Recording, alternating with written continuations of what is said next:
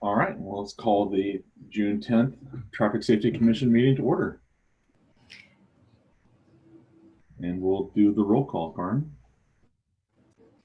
Okay, Tony Roos, Here.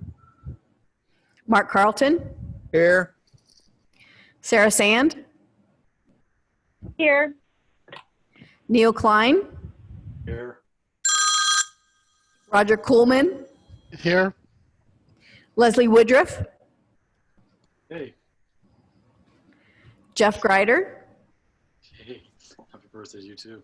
Hey, can I call you back in just a few minutes? I'm right in the middle of Robert Sherry, Here. Oh, well, you the same. Let me call you back in just a little bit, okay?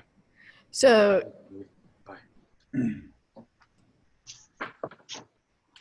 from what I can tell, we have 6 of the 8. Okay.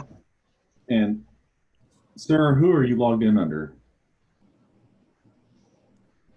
It looks like she's just in as, no, you tell him, it looks like she's just calling in on the phone. It looks like she's just calling in on a phone. So nobody, Tony? Correct. Okay, Correct. excellent. And then we have on the meeting is Karin Hoffman, our liaison, and Sue Ryan of the city, and Truman is listening in. Any other city staff? Eric Ronning from the police department. Eric, okay. Fantastic. Thank you. I'm having Zoom difficulties also, so I can see you, but you can't see me. So Isn't there a law against that peeping Tom thing? I don't know.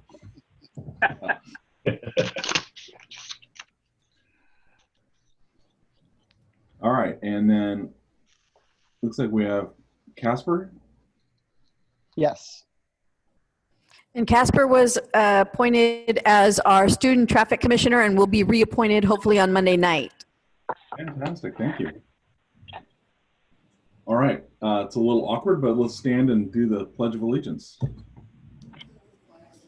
Find a flag in your general vicinity.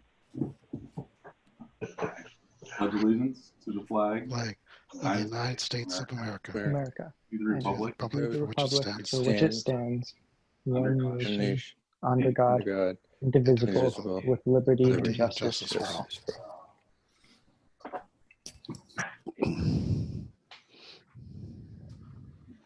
Thank you. All right. Sue and Karin, there's no public comment tonight. There's nobody here in the building. Hold on, Sue's going to check the front door to make sure nobody showed up. Nope, nobody's here. Nobody but the squirrels. And nobody's on the Zoom call, it appears, either. Wow.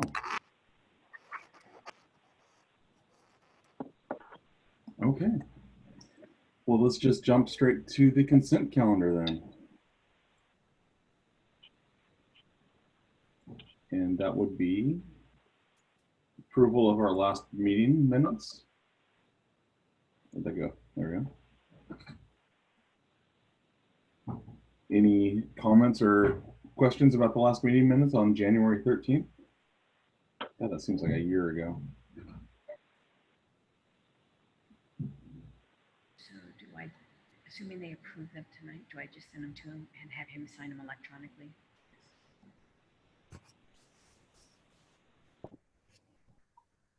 Take a motion to approve.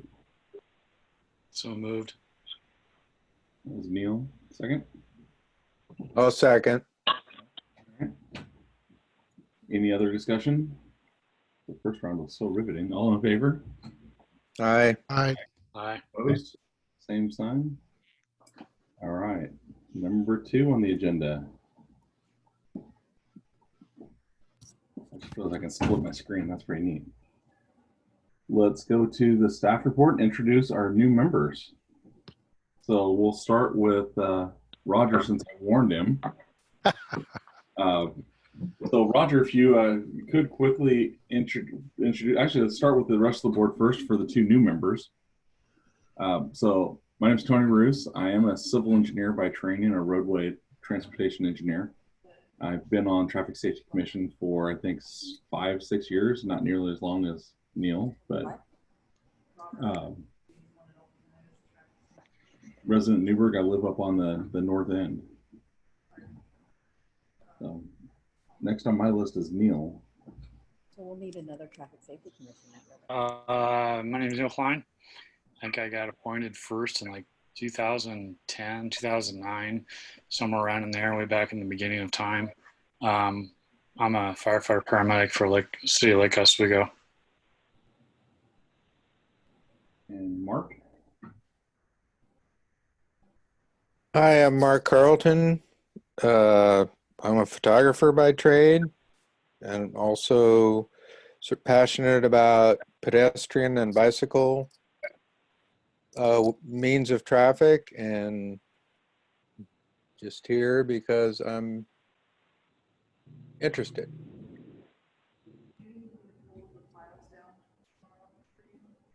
And Sarah. Or I can do it. Yeah, and I'm Sarah Sand. I'm a resident of South Newburgh. And I've been on the Traffic Safety Committee about 4 years now. And I just like to advocate for the area of South Newburgh as a citizen of Newburgh and a mom, I guess.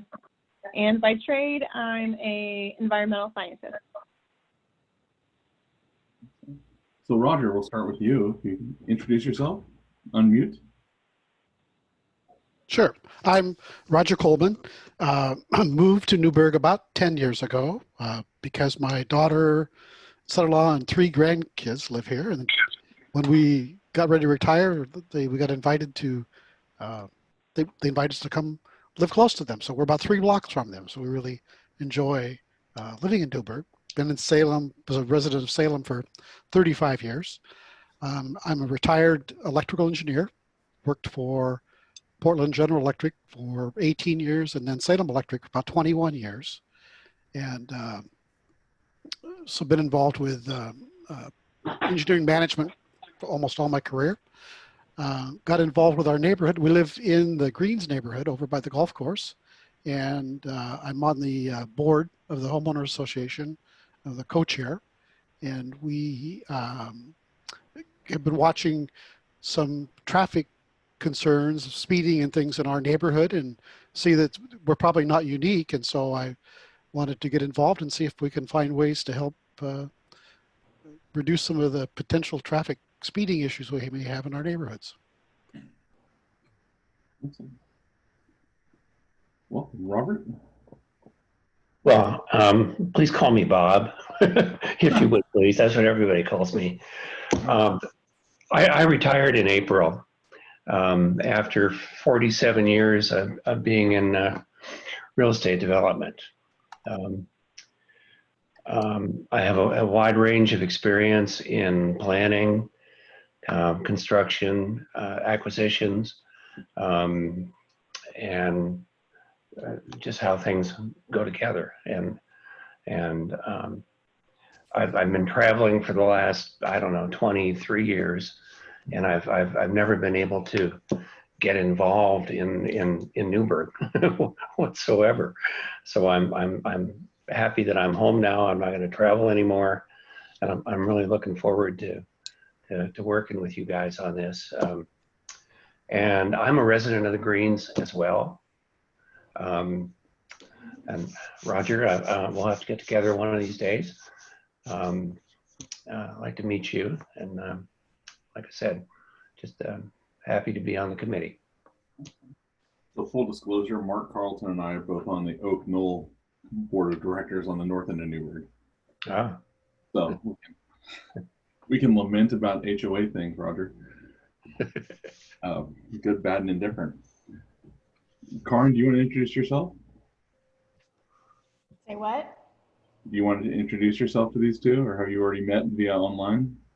I've met Roger in the past. I have not met Bob. So I'm Karin Hoffman. I'm the city engineer here at the city.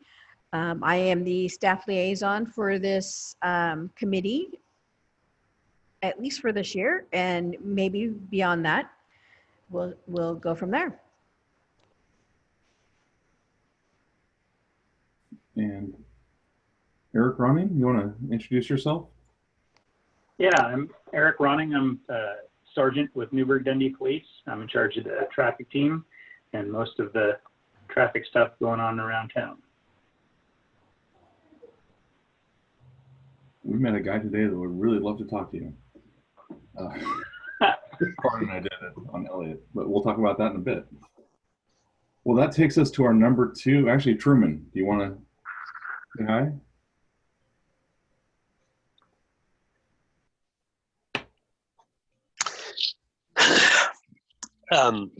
I'm Truman Stone. I'm the city attorney.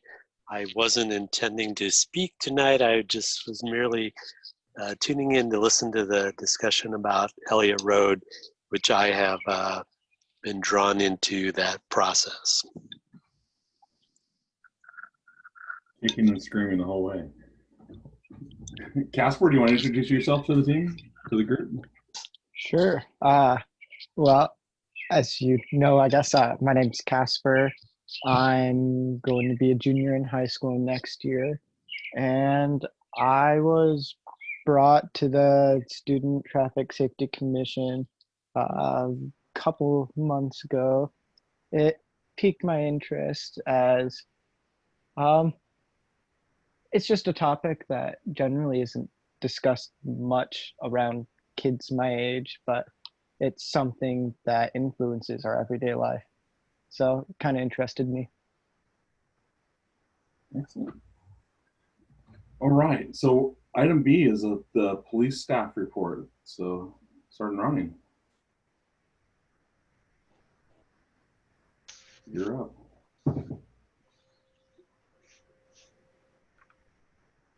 That must be a brilliant one. He's just... Eric, you're muted still. Oh, I'm sorry. There we go. My son ran in. So any police report you'd like to give the committee? I hadn't really had a request for any specific reports. Incidentally, we have been applying, starting the new application process for our traffic safety grants, which deal with construction grant, extra enforcement on those, speed, DUI, distracted driving, and those type of grants. Those are coming around again. In doing that, I was able to look at a lot of numbers. A lot of our numbers are down in the last several months, mostly because of the COVID restrictions with traffic stops and whatnot. But also the traffic crashes, as I was looking those up, are down quite a bit around the city. Mostly that's obviously because of the decreased traffic. I don't have anything specific, but I'll try to speak to whatever questions I get tonight best I can. I'm my home office tonight. So, any questions for Sergeant Ronning?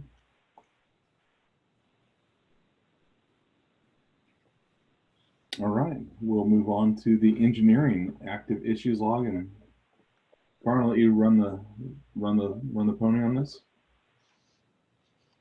So Tony, we're not going to be able to show them on the screen. I know as we have in the past. So I'm just going to, I know you guys had it. Hopefully you all had a chance to take a look at it. We do have 2 limited decisions that were issued. And we've had a couple of comments that have come in on those. But other than that, there's been several requests for crosswalks at First Street in Everest, or 219, which is not a surprise.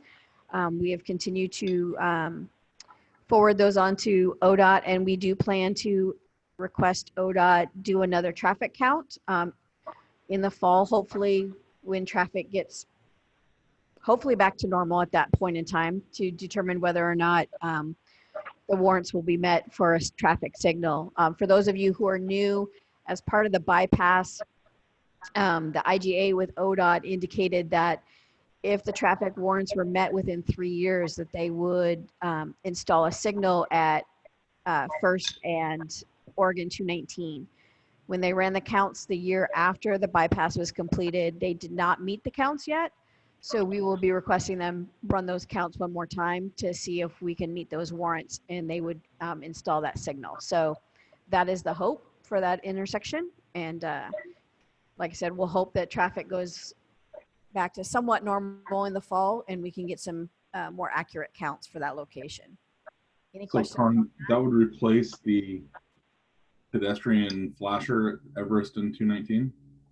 Yeah, that would go away, and it would actually be a full-on signal in that location. Okay.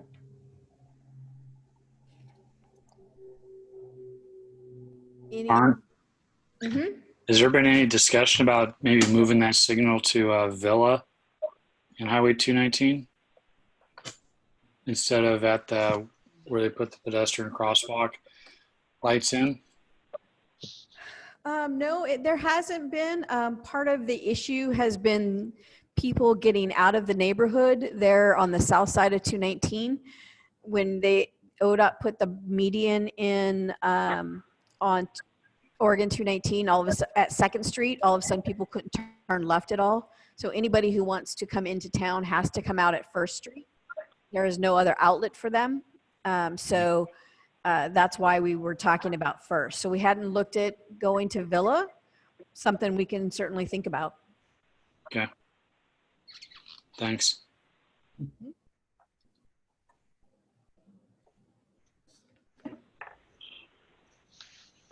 Any other questions on the active issues log?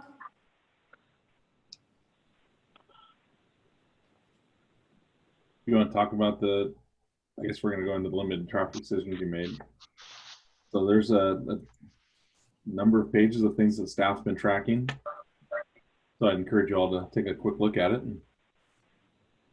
Yeah, and I'll talk about the limited traffic decisions and some general information also in just a minute, as long as there's no questions on the active issues log.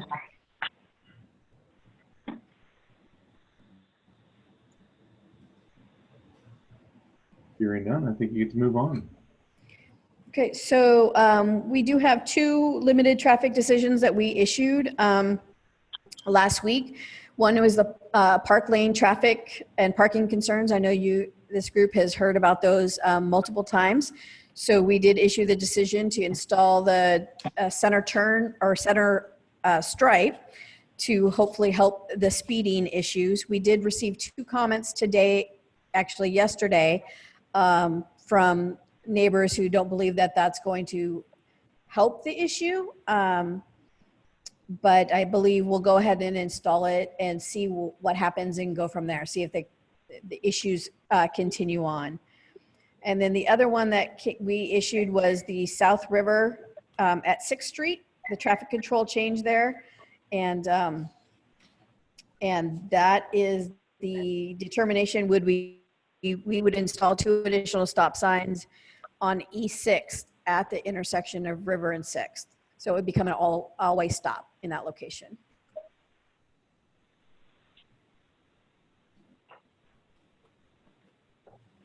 Right now, east-west is unstopped, uncontrolled. Correct.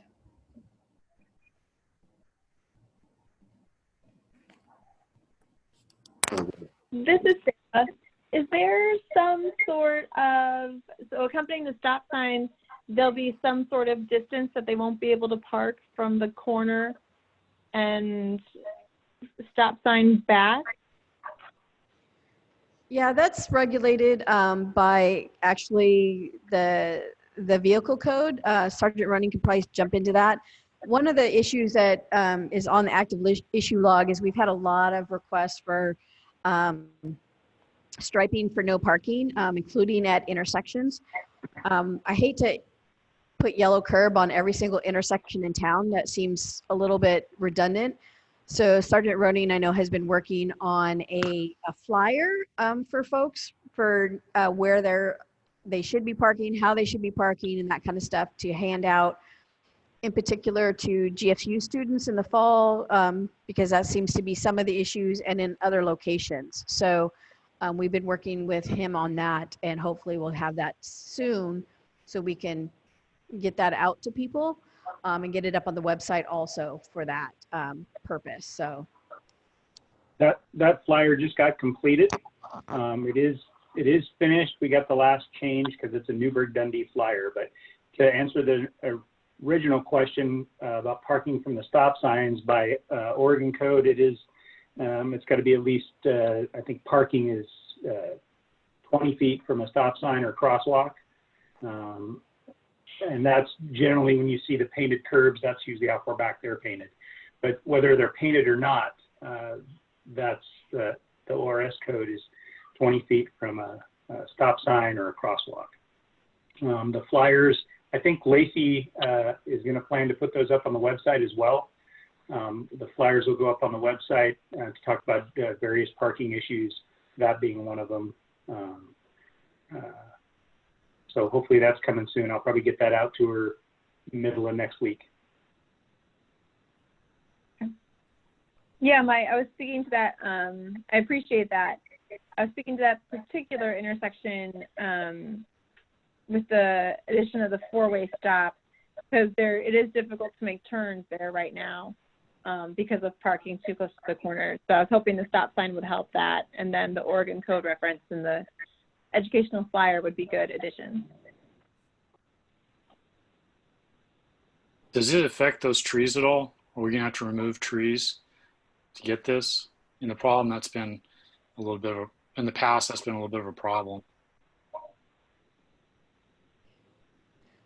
No, I don't expect us to have to remove any trees to install the stop signs. Okay, great. For a visual of the stop sign. Yeah, the big trees are on the legs are already stopped.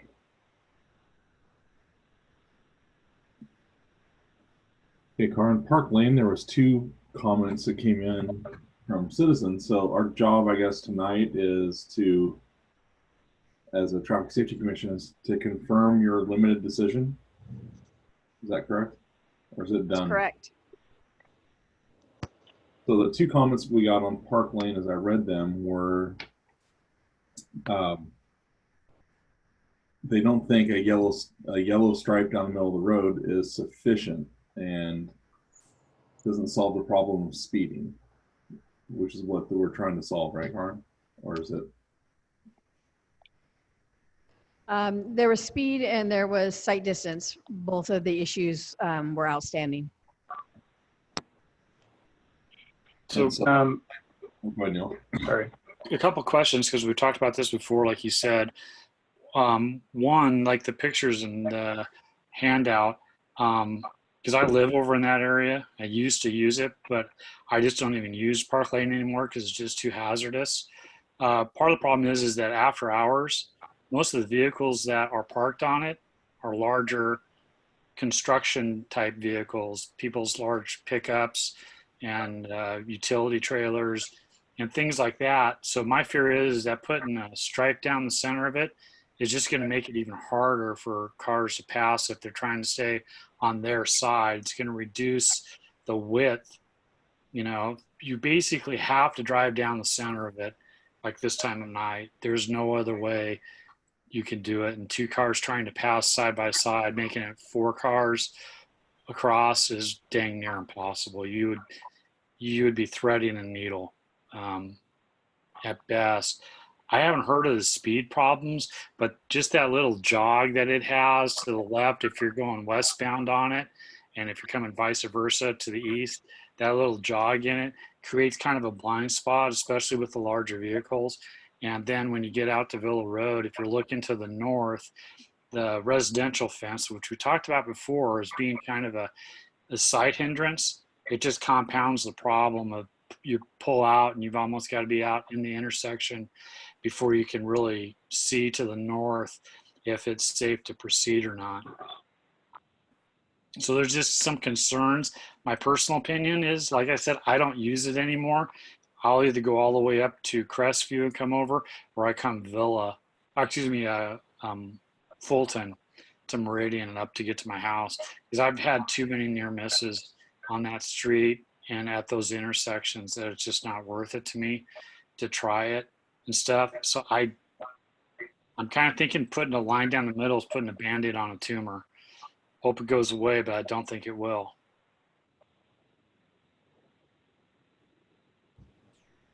Appreciate that. And, you know, if this group feels that we shouldn't do that, we could not do that. It is a relatively inexpensive fix that, you know, to at least start with. We have tried to reach out to the house on the corner of Villa and Park on the north corner to talk to them about their fence being in the sight distance. We have been unsuccessful in actually reaching them. They have not called us back the multiple times that we've reached out to them. So it may become an enforcement issue in that scenario. But this is one step in the process. And if this doesn't work, we can certainly start to look at other options. And if no parking is the way to go, we can certainly do that. The concern comes up, obviously, as we hear a lot about the fact that the lack of parking for all kinds of people and all neighborhoods as an issue. So I hate to just automatically go to no parking if we can keep from that. Especially Park Lane is a residential street. So it is 32 foot wide, just like any other residential street with parking on both sides. I went out and looked at it today because I was curious about it. I'd never been over there before. And what I saw was on the south side of the street, it was parked solid from one end to the other. And my guess is the people that are parking there are apartment dwellers, and they need to be parking in the parking lots that have been provided for them, not out on the street. I'm sure the reason that they're parked there is because that's the closest they can be to their front door. And that's just not right. They should be parking in the parking field provided for them. If I could follow on, this goes back to the same issue we came up with on North Meridian when that new apartment complex went in on the property that had the big house on it. And right afterwards, when they started inhabiting those apartments, the parking spilled out on the Meridian, and now you've got parking on both sides of Meridian. I think the biggest problem, I agree that part of it is people are probably parking closer to their apartments, but I think part of it is that planning commission, or I can't remember exactly what it's called, but through the planning commission, the ordinances and stuff, it's like 1.5 parking spaces per apartment, and people are averaging 2 or 3 vehicles per family now. So they use up everything that's in the allotted parking that they're assigned, and they have to park somewhere else or other vehicles, and that's what spills out onto the streets. It's in both areas, and we've had it in other areas also. Seems like every time we get a new apartment complex in town, we run into these issues again and again and again. I looked that up actually, and the overall parking ratio at the apartments is now 1.74 per unit. That's what Newburgh's code is, Bob?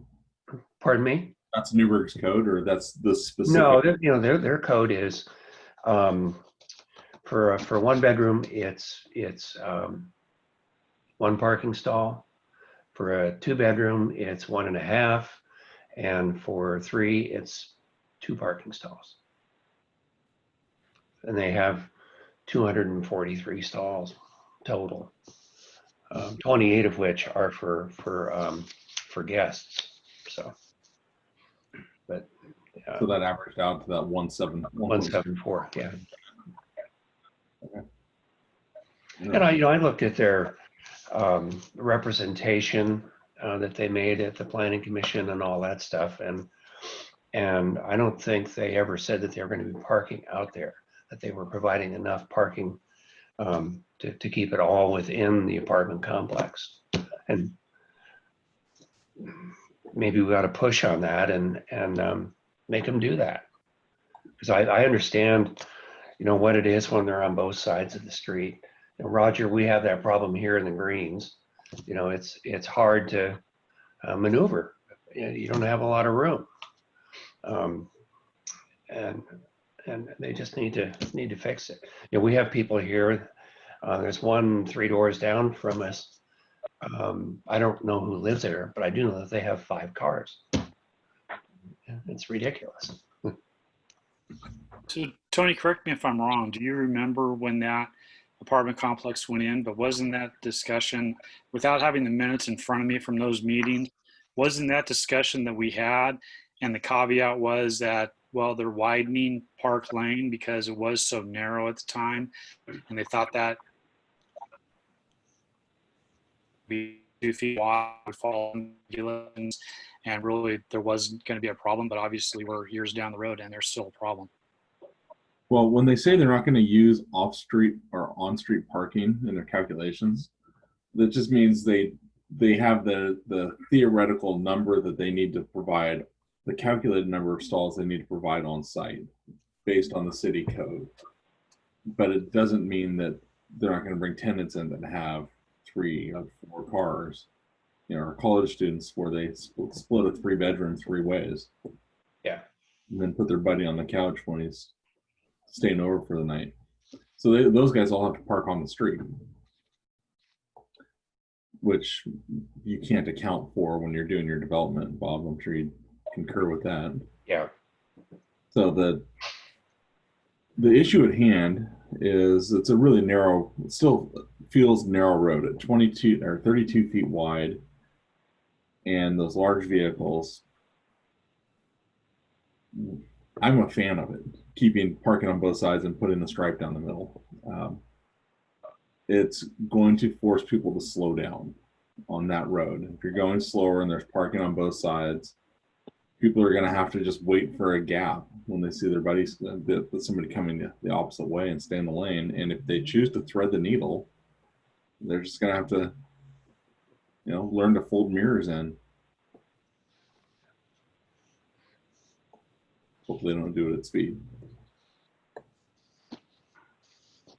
But Neil, your point of the left turn out of Park onto Villa, that fence does need to come down. Thanks. This is Roger. How do the comments, I didn't see any comments come, or how do we get copies of the comments that are from citizens about the decisions? Usually they get included with their board pack, but Karin emailed them out. Oh. Send them to everybody, Karin, or just to me? I just got them to you, Tony. I will send them out to the rest of the group now. So I can read one. I've got it pulled up here. This was from Barbara Fabley, and I live on Park Lane. I travel Park Lane several times a week and question whether center line striping to differentiate the eastbound and westbound travel lanes along Park Lane will make any difference. I do not find it possible to drive past a car going in the opposite direction if there are cars parked on both sides of the road. One of us has to pull over and wait for the other to pass. I suppose it might be possible with 2 very small cars, but definitely not if there's a truck or a van parked on the other side of the road. Painting the center line seems like an expense that will have very little actual benefit.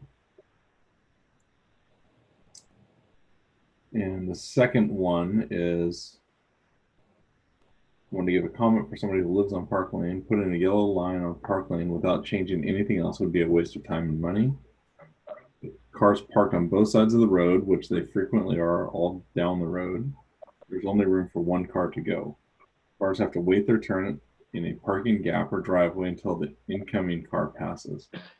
There'd be no use for a yellow divided stripe on the road unless the commission were to make the north side of the street a no parking zone.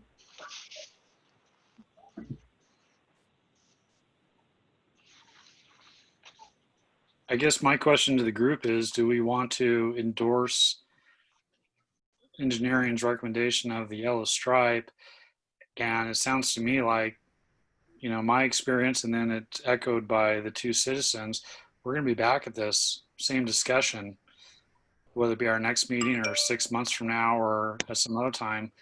Do we just want to miss step 1 and go to step 2 and change it somehow a little more drastically, or go through the procedures?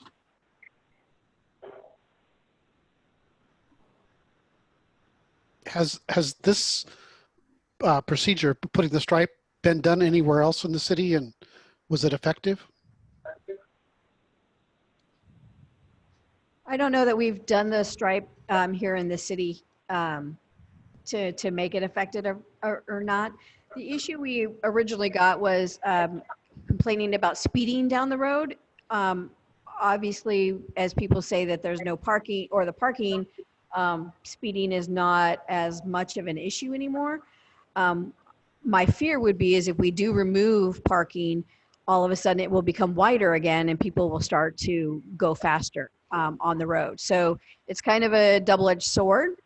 But if the commission wants to go down the path of installing no parking, more extensive no parking along the roadway, we can do that. We can schedule up a hearing to talk through that with the neighbors and figure out whether we're doing the north side or the south side or both sides, and go from there. What would the cost difference be between a traffic calming device in the middle of the street there versus the center line? What type of traffic calming device in the center of the street are you thinking?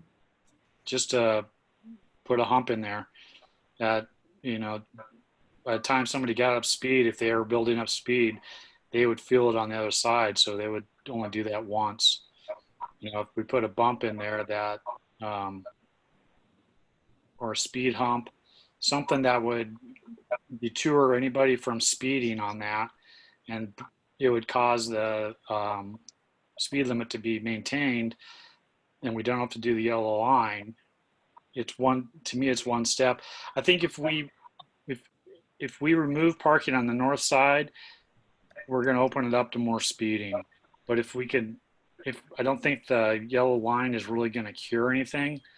So maybe going as drastic as putting a speed hump in there. If we are having, I mean, I'll have to ask police, but to my knowledge, there hasn't been any accidents or any citations or anything that's possibly been done there, because it's such a short strip. There would have to be a police officer parked right there on it to be able to see it happen in sight. So it just seems like that might be the better alternative possibly. So are you saying we would remove parking and then install a speed hump? I'm saying step one, maybe put a speed hump in, keep the parking, and if we still have problems, then go look at removing the parking on the north side. I fully understand, because it's the same problem we've had with Villa Road for years now, and I hate to do it, is to remove parking from in front of residences, because it affects their property value. So if we take a residence and we say, well, sorry, apartment complex moved in across the street from you well after you moved in, and now they need more parking, so we're going to take it from in front of your house.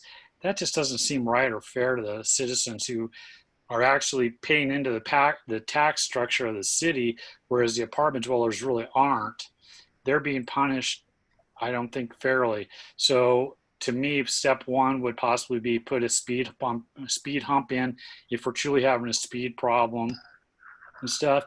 I don't know if there's a way we can post signs that say vehicles over this side are not allowed to park on the street, and force them to park in the parking structure, and maybe they bring their smaller cars out and put it on the street.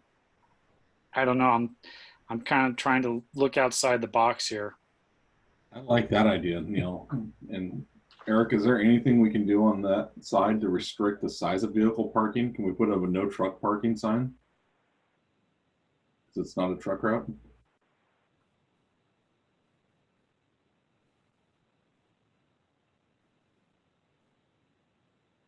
That mute button is really tricky.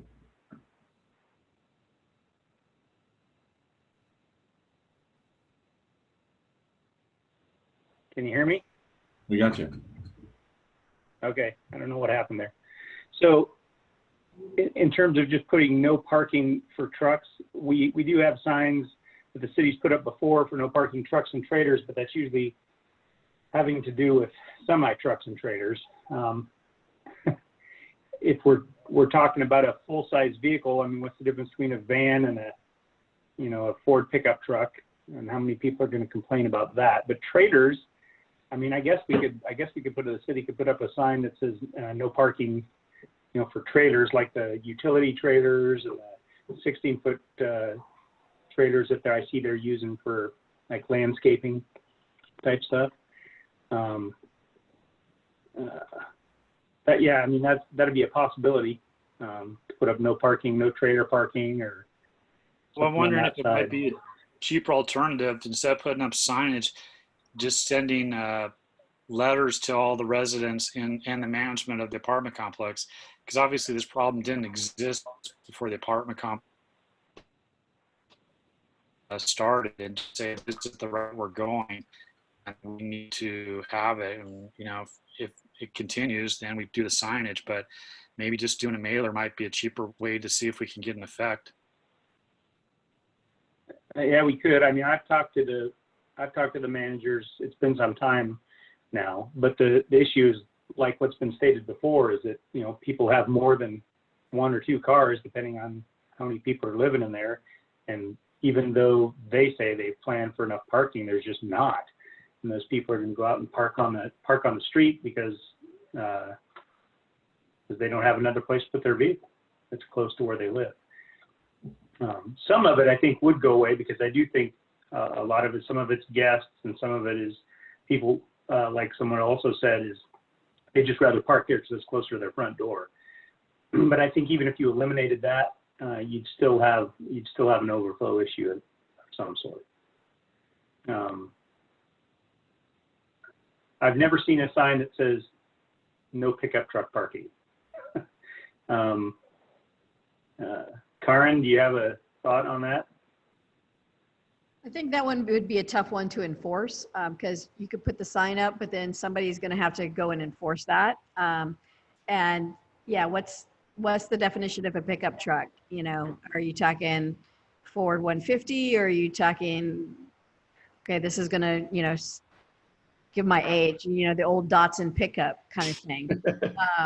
Right. So, because those are both technically pickups. So, how do you make that determination? So I'm not sure that would be something that we could easily justify, and then enforce, right? That becomes a challenge. Let me ask this question. What about if we painted on the street spaces?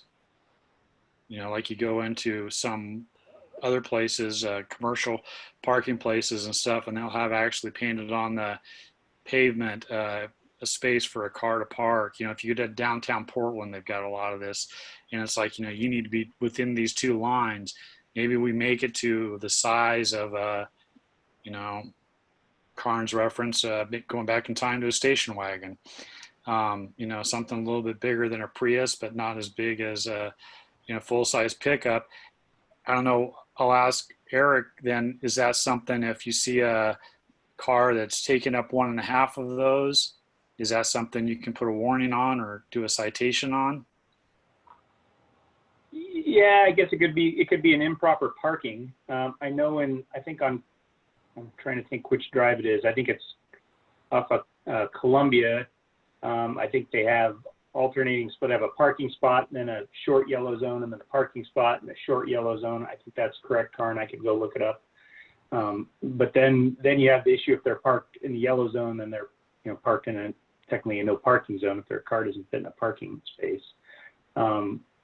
If you were to limit, like we said, with a sign or something, no pickup truck parking, that'd be something we probably have to address under a city ordinance. And I think Truman could speak to that, because that's not something that's covered under ORS specifically. And I'm not even certain that the exact language for parking outside of a designated bracketed parking space, what that would be. It would probably fall under improper parking.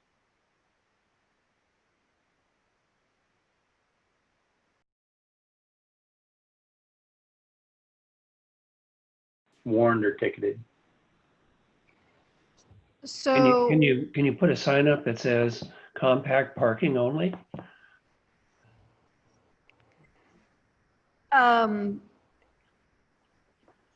That becomes a little bit more challenging.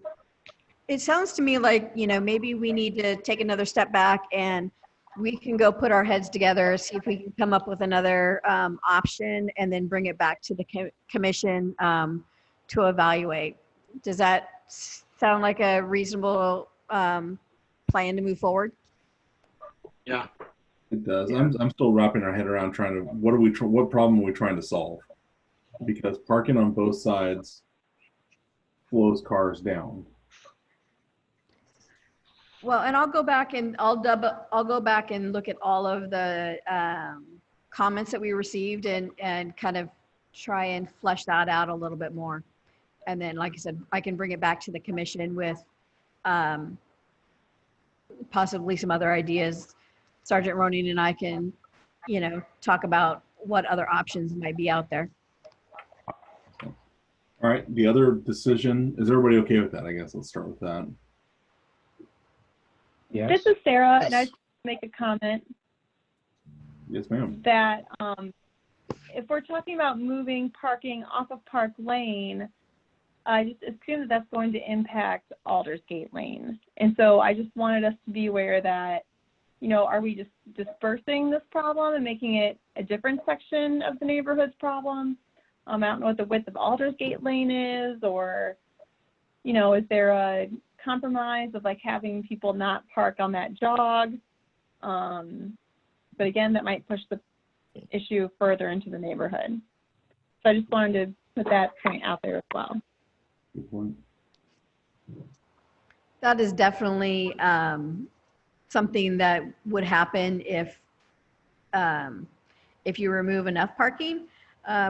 If part of the issue with the parking is that they want to be close or closer to their residents, then maybe that wouldn't be as much of an issue. But it's hard to say for sure because we don't look at all of the cars and figure out where they live or where they're going or those kinds of things. So that it certainly could push them further into the neighborhood.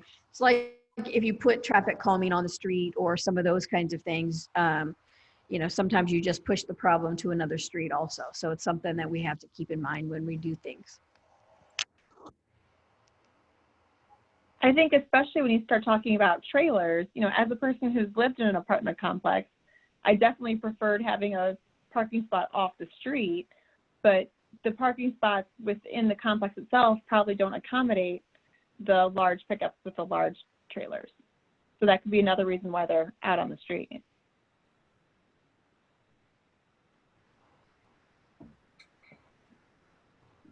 Very true. Yeah. But I think, Karin, you can go back to the drawing table once to see, really try to define what problem we're trying to solve. And maybe we have a better idea. So I think I'm still a little fuzzy on what the problem is. You can do that. Okay. The other limited decision is the four-way stop at River and 6th. Any comments or questions about that?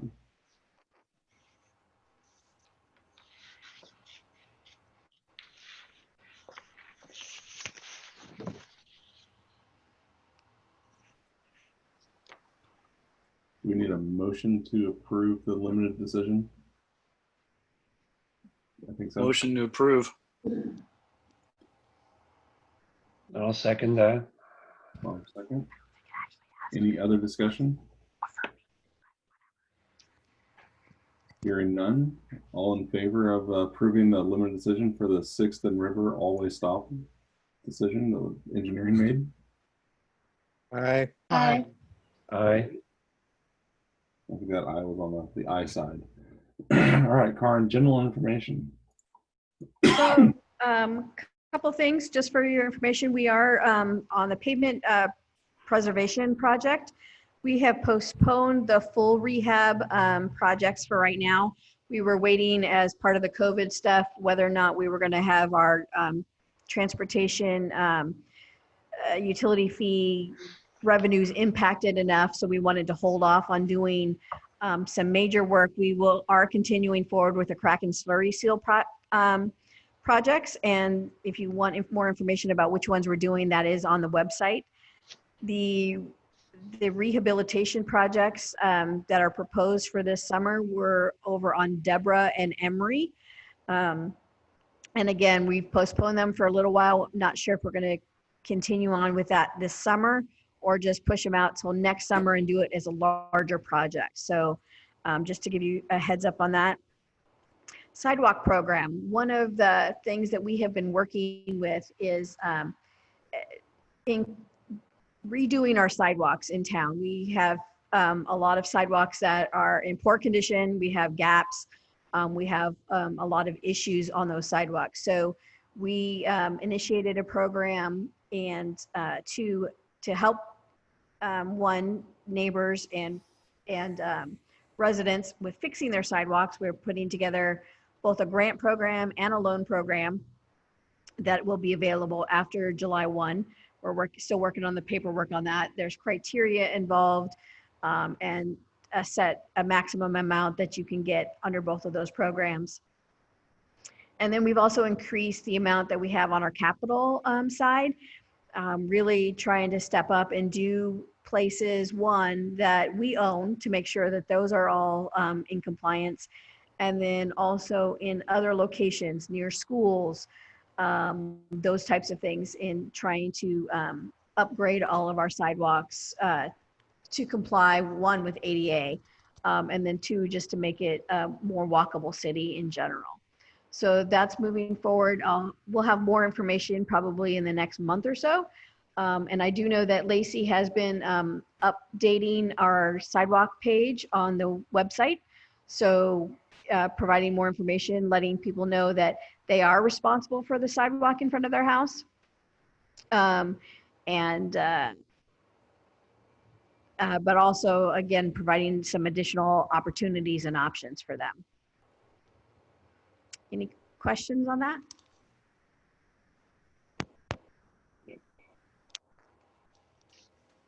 Hi, Karin. I just wanted to voice my support for that program. I think that's a really great idea. And as a resident of South Newburgh, I'm in the old sections. I'm very aware of our gaps in sidewalks and appreciate any efforts or spotlight that is shown on them. Definitely. One of the first projects we're probably going to do with the capital is actually putting sidewalks along Memorial Park. I've been, I guess the word would be appalled, the fact that we don't have sidewalks along Memorial Park. That's a challenge for anybody who wants to walk or has ADA issues that need that solid surface to get into the park. So that'll be one of the first ones that we do, along with some stuff around the schools. That's great, and especially that that southwest corner getting into Memorial Park by the playground there. That'd be a really great addition. Karin, there was the online crowdsourcing sidewalk gaps program that Newburgh was using or participated in, like the trial program. Yeah, it was called Project Sidewalk, and basically people could actually sit at their computers. This was pre-COVID even, but sit at their computers, use Google Maps, and indicate, help us with the inventory of where there were gaps, where there were broken sidewalks, where there were obstructions in sidewalks. That's one of the first big things that we're trying to get a handle on, is how big is the problem? And then moving towards, once we know how big the problem is, how do we fix it? So, but Project Sidewalk was a great citizen thing that happened last summer. And so we're using that information and we're as a jumping off point. Excellent. All right. Any questions on the general information? We'll move on to new business, and ODOT has gone back to the drawing board a little bit and recognized that local agencies should have some control over the speed limits set within their jurisdictions. Before, it was very rigid that ODOT and ODOT only sets speed policy. And so they've revised that and issued as of April 2020, so last month, a new speed zoning process. So I would encourage you all to read that. I don't know if we need to have much of a presentation on that tonight, Karin. So we have a few other things on the agenda to go through. Correct. And we will still have to go to ODOT, but it provides for additional criteria that the city can use for context and setting some speed zones in that regard. So that may be something that if this group wants us to start to look at different locations around the city, we can actually start to do that. 10 miles an hour through the greens, match up the golf course. Yeah, yeah. That one is not okay. Karin, It's still only 20. the city of Portland changed to 20 miles an hour, was it last year? And I just wonder, has there been any reports about how is it been effective or how that's working? I haven't actually heard. I actually have a city engineer standing meeting it's actually tomorrow morning. So I'll ask and see if what they know, the group knows about how it's gone. I do know several of other jurisdictions have made some requests under this new policy, but I haven't heard what has come from ODOT on that, on how it's working or not, as the case may be, and how quickly they're getting a decision for that matter. Roger, I will tell you that the city of Portland traditionally thumbs their nose at anything Portland or FHWA or anybody else says. They do what they want to do. I was just wondering, supposedly they've been doing it for a year or so, and I just wondered if there's any results yet. What I know of it is that it's been very successful, and lowering the speeds is proven to reduce the severity of injuries on pedestrian, bicyclist versus car crashes. So it's been a very successful program, and it's been pretty broadly accepted across the city. All right, next on the agenda, how many of you guys have sat through the Blood Highway presentation with Moji Takalu? Neil, have you done that one? I'm sorry to say, what was the program? Moji Takalu's Blood Highway? I have not had that one, I don't think.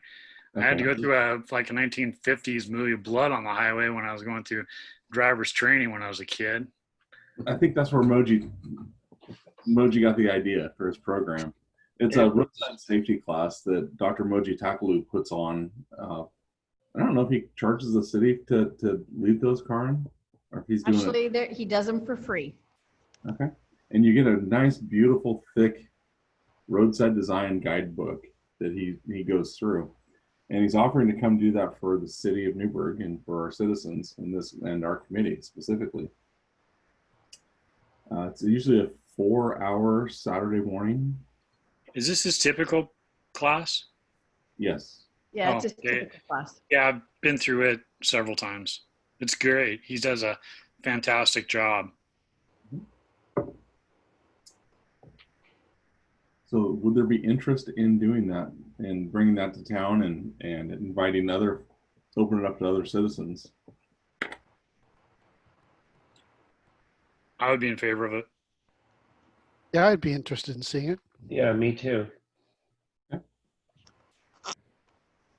Okay, I will reach out to Moji then and find out, obviously in the COVID era, how he's doing that and whether he's willing to do that, at least right now, or whether we do it via Zoom or some other virtual thing, or if we need to wait a little bit longer. But I will definitely tell him that we are interested when we can make that happen. Perfect. Great. All right, Karin, safe route to school update.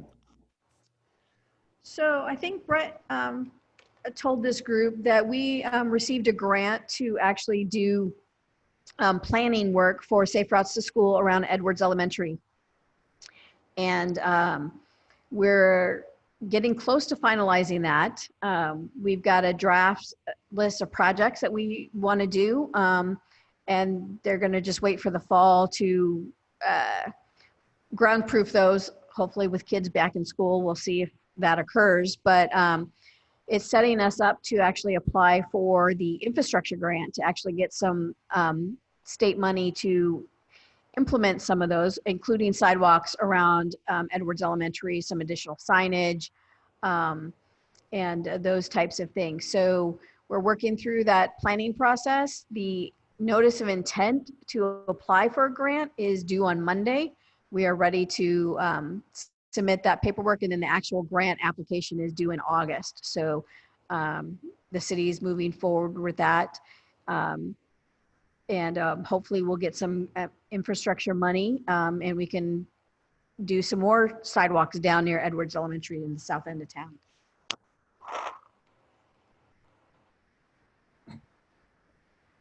Excellent. All right. On to the old business, and with everybody's permission, the Collector Road discussion, I have nothing to add to that one today. Karin, do you? I don't. It is, you know, part of the discussion about sidewalks, bike lanes, parking, all of those types of things all kind of feed into that. And it kind of gets into our item B, and that's the Elliott Road project that's under design right now. And so the Elliott Road project, and I don't know, disclose right now for those that don't know that I'm the lead engineer for the design for that with Kittleson Associates working for the city. So Karin and I spent the better part of all day together on that project, walking around that corridor, meeting with the neighbors. Some good, some fun. And Truman was there for the fun ones. So I want to give you a presentation tonight of what we've done on the project, and kind of talks to a little bit of the Collector Road status issues we're having with on-street parking, bike lanes, and sidewalks. They all kind of come to a head here on this project. So we put the presentation together. This was presented to council 2 weeks ago. We did a virtual open house last Thursday night, I think. It's still March for me right now. April and May just disappeared. And then we've refined it a little bit to go back to council next Monday. So this is a blend between the virtual open house we had last Thursday and our council presentation coming up on Monday. So Karin, the first few are yours, I think. Next slide. Sorry.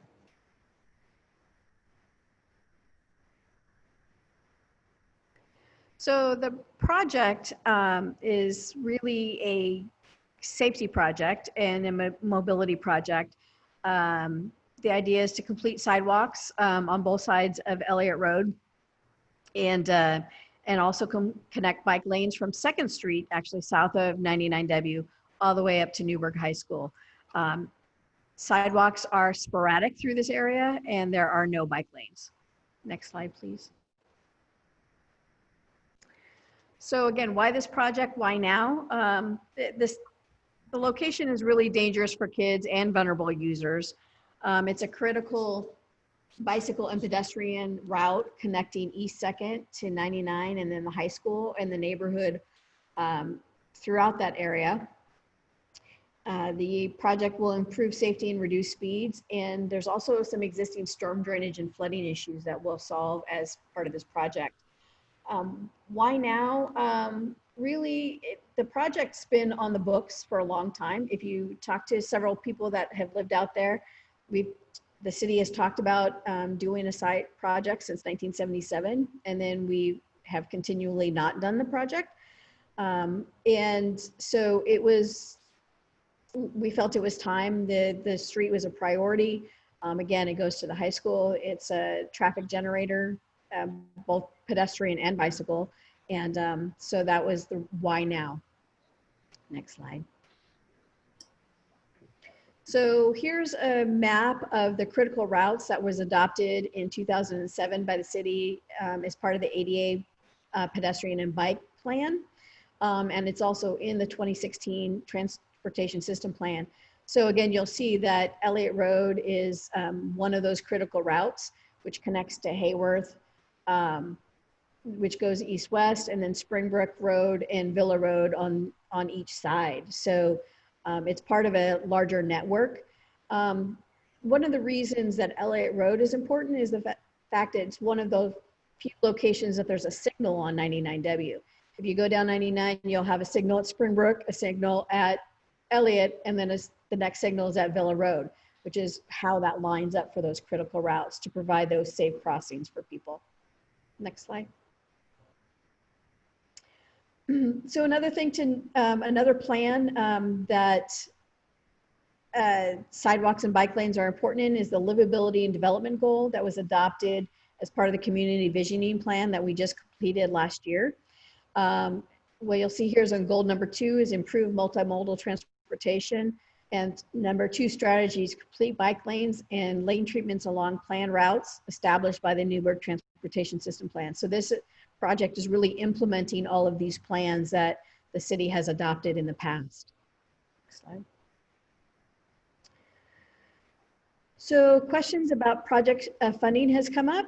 So the project is being funded by gas tax revenues and by transportation system development charges, and then stormwater funds. For those of you who don't know, system development charges are funds collected by developers for capacity projects, and adding bike lanes and sidewalks does add capacity to the roadway. And then gas tax revenues do actually require inclusion of bike lanes. There's actually an ORS that was adopted in 1971 that requires the city to install bike lanes when they construct or reconstruct roadways. So bike lanes are required on this road, along with sidewalks, and sidewalks are for ADA purposes, along with, again, providing additional mobility for folks that don't have cars for them to get around.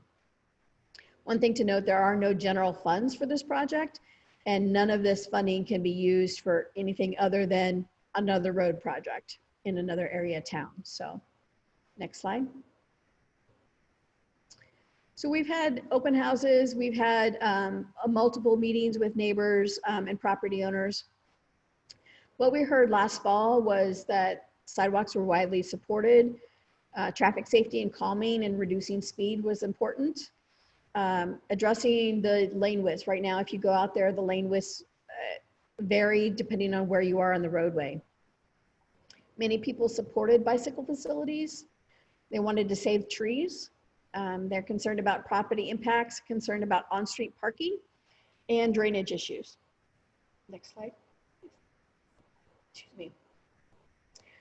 Some additional information and considerations that we looked at as we're working on this project.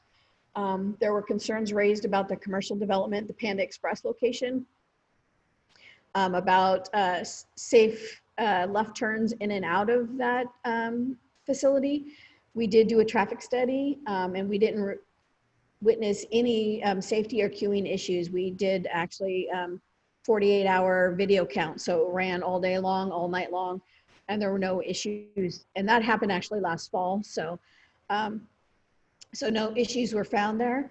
We have done an arborist study for the trees to save as many trees as possible. And the sequoia at 99W will be protected as part of this project. We will be undergrounding utilities. And then one thing to note is walkability adds values to homes, neighborhoods, and community. In fact, there's a relatively recent study that indicates that adding walkability can increase the property value of the home by $82 a square foot. So it could be pretty significant. Next slide, please. So the virtual meeting that Tony was referencing was May 28th. And so what we heard at that meeting was that people widely supported sidewalks along the entire corridor. They wanted to keep the travel lanes smaller.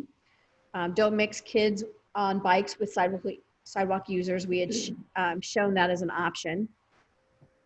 Again, many supported bicycle facilities, also, although some didn't. There was some confusion on the current design, and we've cleaned that up.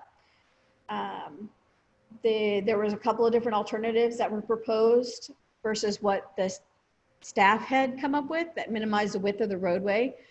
sidewalk and landscape strip and bike lanes. One other alternative that was proposed was a sidewalk with two-way bicycle lanes on the east side only. So that is a couple things that we have looked at since that time. Next slide, please.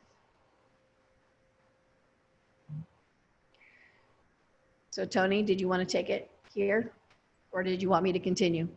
No, I can do this one. I got practice on this one. So the first alternative that we created is number one there, and we didn't create that. That's the city's typical major collector cross section. So that's a 5-foot wide sidewalk, a 5.5-foot wide planter strip with a 6-inch curb to get to a total of 6 feet, a 6-foot on-street bike lane, and 2 12-foot travel lanes. The important thing to note on that is the 36 feet wide from curb to curb.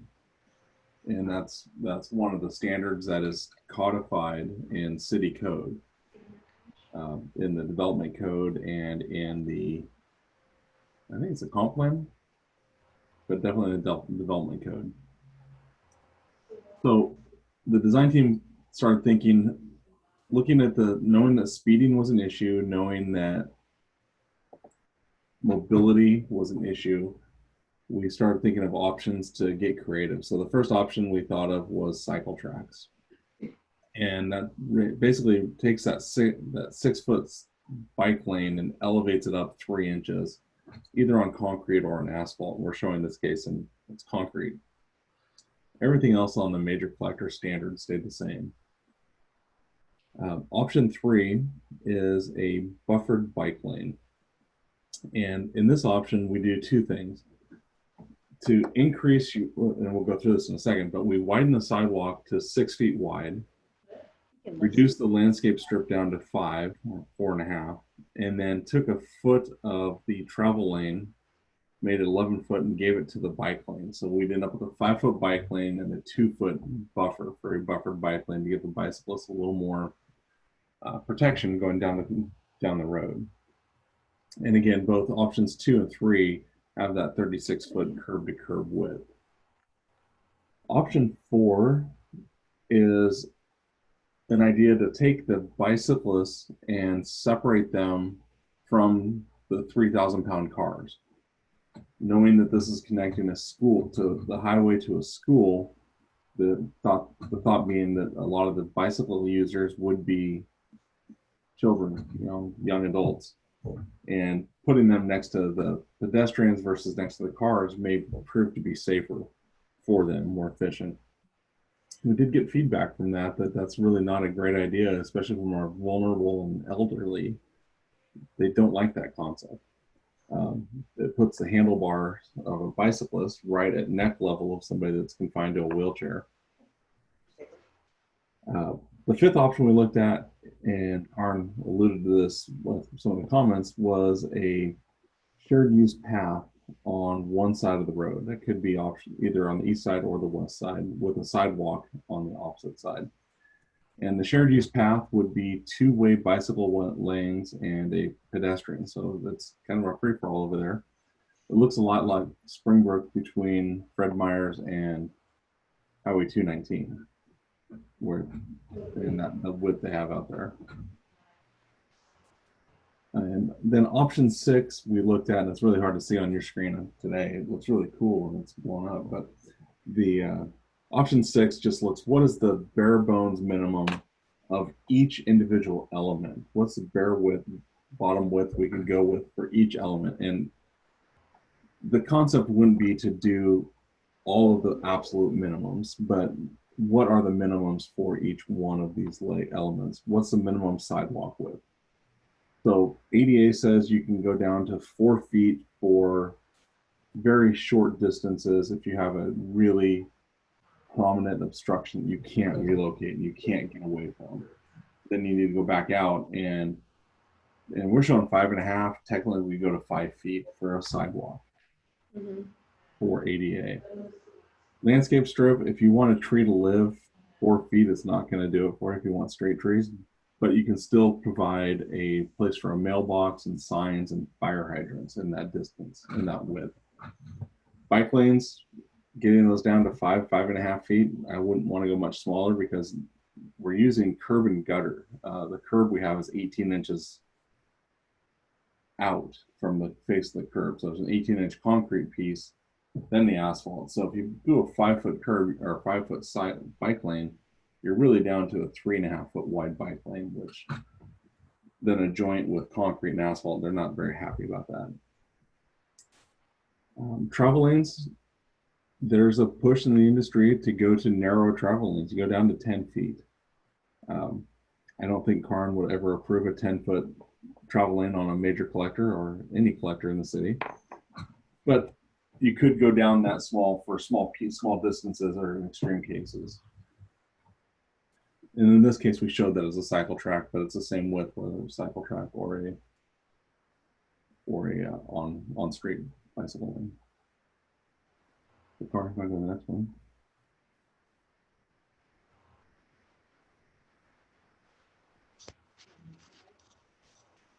Are you ready for the next slide? Yes, please.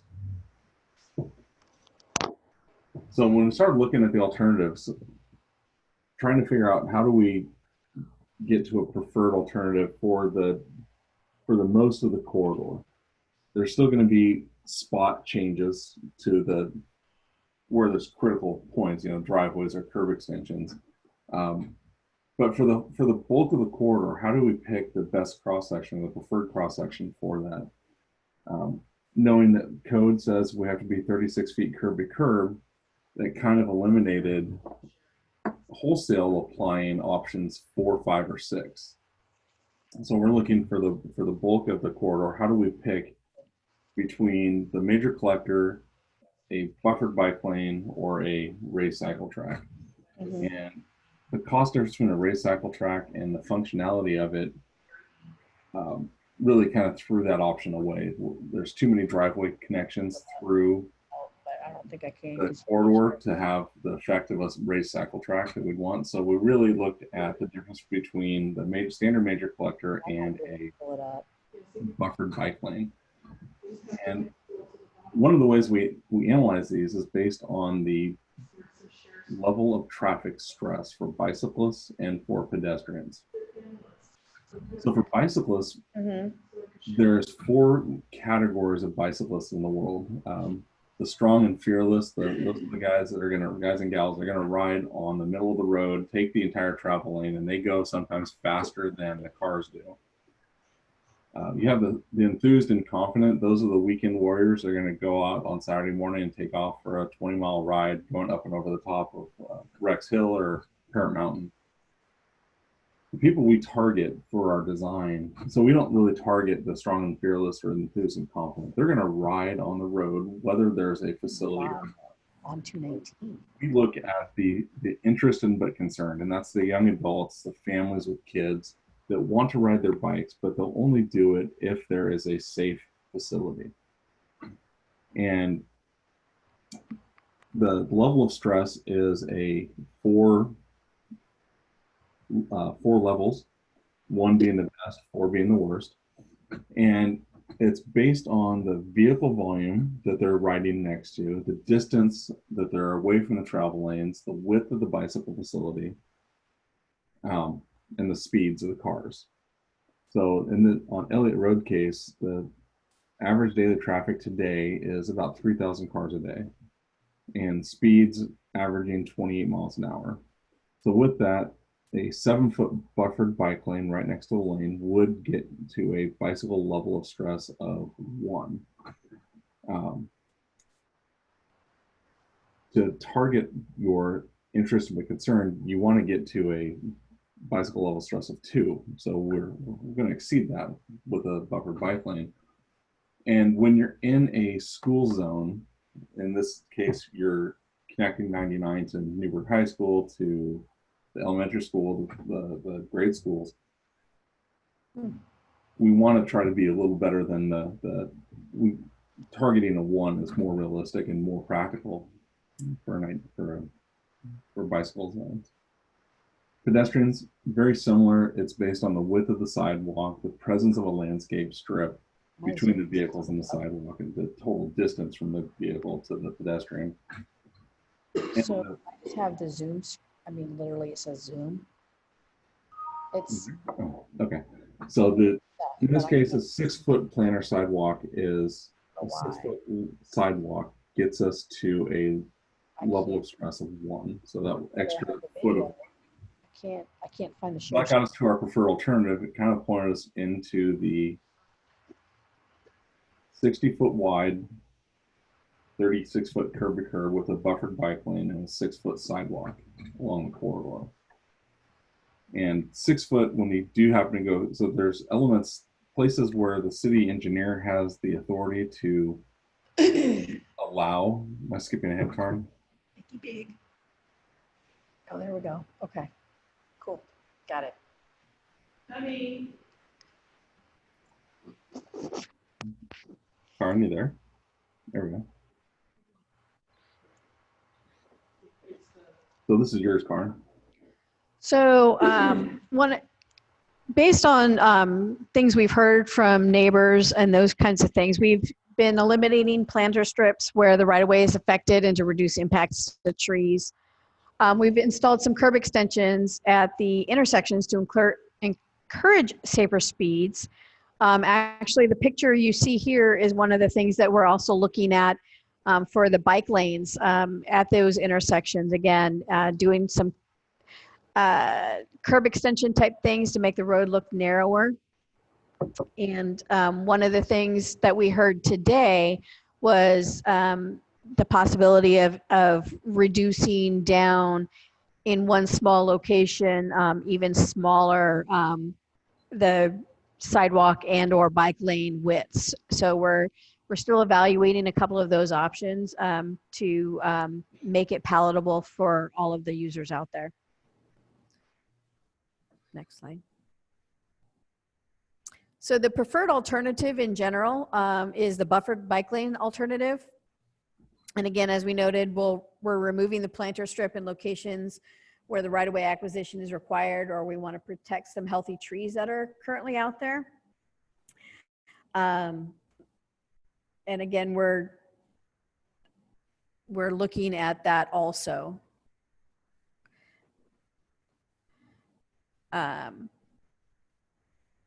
Next slide. So what does the project look like? So give us a minute. We're switching from one computer to another to show the video.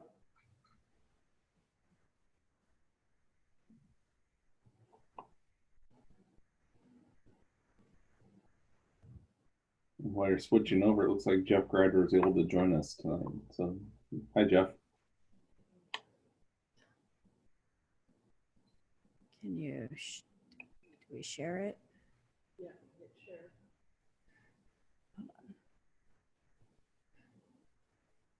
Host disabled participants screen sharing.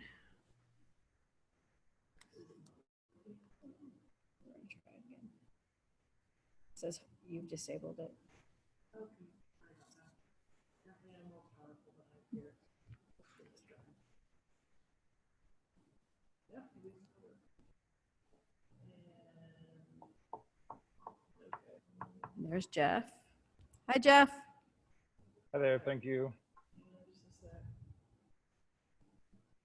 Oh, the limitations. We're trying to show a video, so give us just a minute.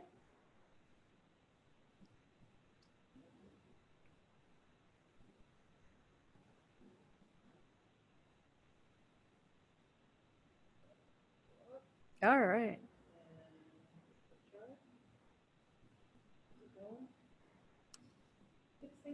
It's thinking. And this video is on the city's webpage as well. If you want to go back through and see this, it's on the Elliott Road project page.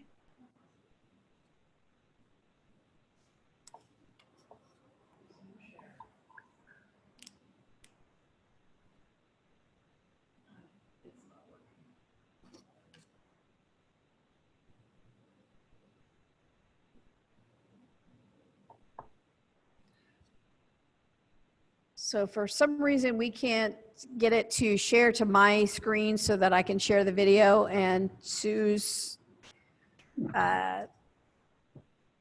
trying to see if she can find the video to share it from hers. So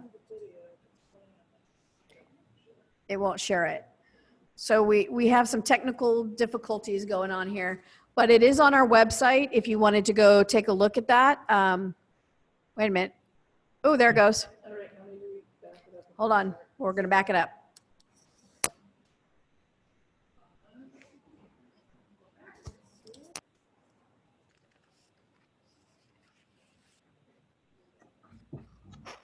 So we took the preferred alternative and did a quick rendering using AutoCAD. It's using the same design tools that we've used to design the roadway, but we apply textures to it and overlay it on an aerial and sketch in the rough shape, and don't even try to get the right color of the houses, but the right shape and the distance from the roadway. So you're seeing as a wipe through starting at the high school and going towards 99. You can see the sidewalk on the north side by Panda Express doesn't change. And now we start back at 99 and we're going to fly through about 12 feet high. So you'll see street lights on the roadway, curb tight sidewalk on the right, landscape strip on the left. These are the apartments where they currently use a lot of the on-street and allocated right away for parking. But curb tight, and then we jump back out to landscape strip. And the concept now, this is the curb extension where we bring the bicyclist off the road and introduce a little bit of widening and curb closer to the driver to slow him down. I think it's way more. Yeah. All the driveways are a minimum of 18 feet, most over 20, which is actually they're all 20s. So here's at Hallworth. 4 curb extensions on all 4 legs help shorten that pedestrian crossing distance across the roadway. And then we're leading into the high school. You can see the cat tracks are going back on the roadway when we're done. The tiger tracks. And then we just met this morning with the school district to talk about how we're going to transition the road into the high school. But next design revision will show a good transition there, some ADA ramps for the school district into the school property.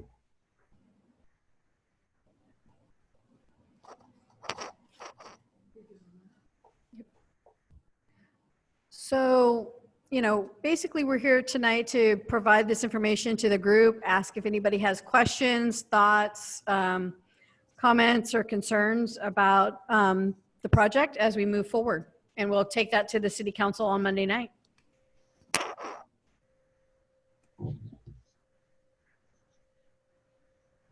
Well, I think it looks good. As a former take the lane bicycle commuter, I think it's really good that we're getting at least somewhat of a buffer in the bike lane. I would think a lot of your bicyclists going this route would be high school students. They're a pretty fearless bunch too, but they're also looking forward to their first car. So I think once they hit 16, we might lose them for a little bit until, they get some more sense. So I kind of like your concept too there, where it's, there seems to be a little bit of separation. But the other comment that I wanted to make is I saw somewhere on social media, I think you have some neighborhood people that are voicing some opposition to the project. And yeah, Tony's rolling his eyes.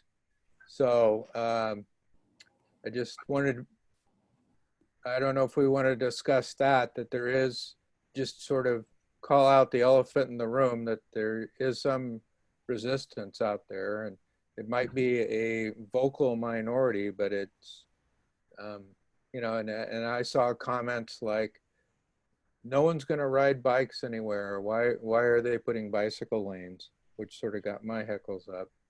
But anyway, I just wanted to to voice that observation.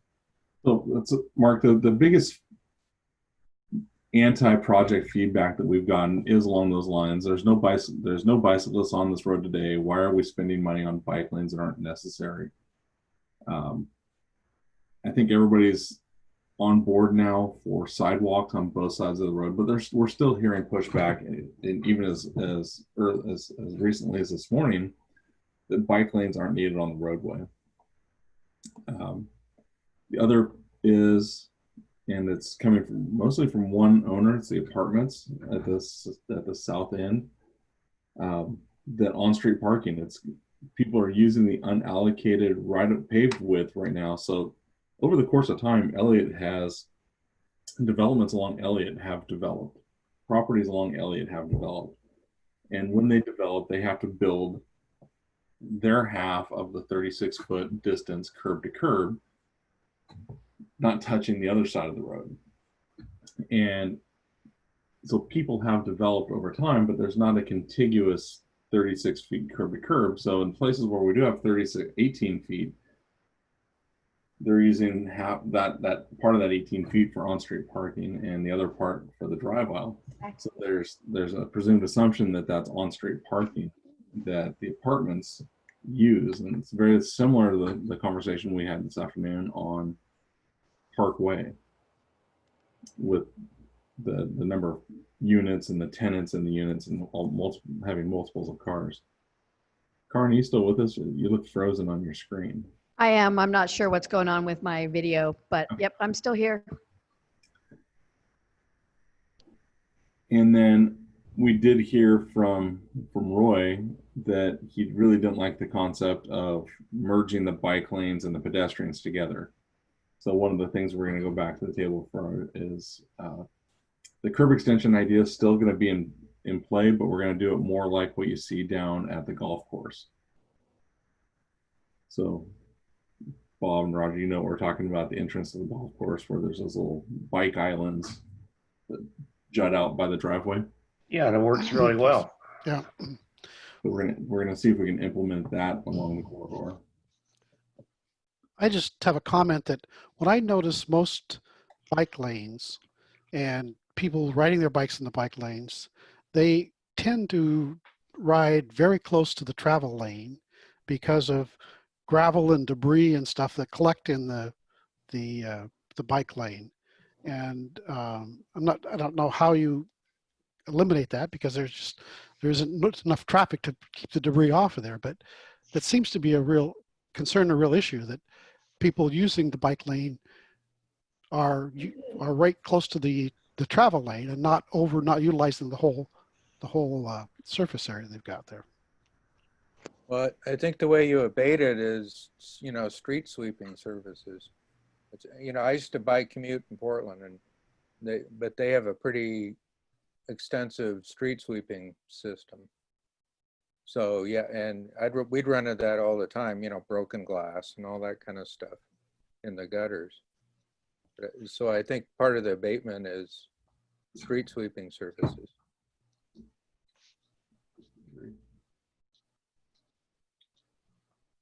And that's why even though, like I said, in my youth, I was sort of a take the lane guy, and I'm like, we don't need any bike lanes. We'll just take the lane and they can just go around us. But I understand you're trying to protect young people who often don't have a developed sense of, judgment in these things. So maybe a little bit of buffer would be in order, especially if you're trying to increase traffic to the elementary schools. I hadn't thought of that. Sarah, were you about I to say just want to throw my support behind bike lanes on the street. I've definitely ridden my bike on the street before, so I would definitely be in the crowd of people do enjoy bike lanes and ride their bikes. And I'll also go ahead and throw my 2 cents in the hat for, I have noticed Newburgh has a pretty good street sweeping program. So.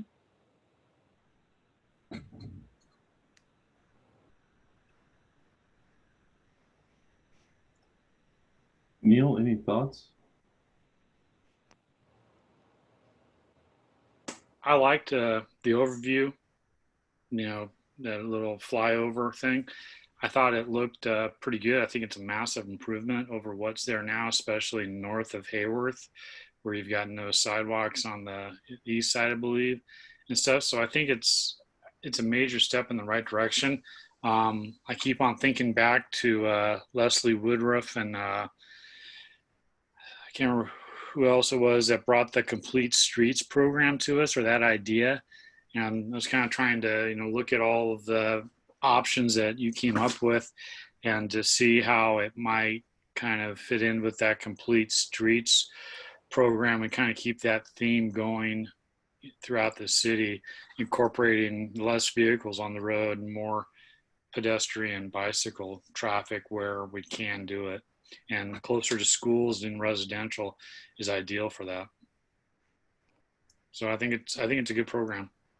So Neil, you've been outspoken on, because as we start taking these projects down, Elliott or Main or Villa from Hallworth to the highway, there's people that are using the roadway for on-street parking, and you've been a bit outspoken about that and the impacts that does to the community, to the neighbors. I guess I'm coming to the point where I'm realizing that it's something that we talked about years and years and years and years ago and we kind of tried to incorporate it a little bit more hand in hand on stuff. But the timeline that Planning Commission has mandated to them by the state, through the developers of, they have 120 days from the time a developer submits paperwork to the time he needs to have an answer. If, there was one item the Planning Commission sent to us several years ago, and we had some discussion on it and wanted some more research done and everything. And you put in 2 of our meetings, and back then we're meeting monthly, and then try to give it back to Planning Commission, and that 120 days dries up in no time at all. I think the root problem is that we as a city have to realize that in today's economy and today's world, people are going to have 2, 3, 4 vehicles per family on average. And if you're putting them into an apartment complex, and we've seen this with the apartment complex on Meridian, we saw it with the apartment complex we're talking with on Parkview Lane or Park Lane. We saw it down the south side of town, down there for a while. This issue just keeps on coming up. So I think what needs to be addressed is probably the development code and through Planning Commission, and basically say that, if you're going to have 10 apartments, you're only going to have 10 spaces, or you're going to have 20 spaces. You're going to have more parking spaces and less apartments given up.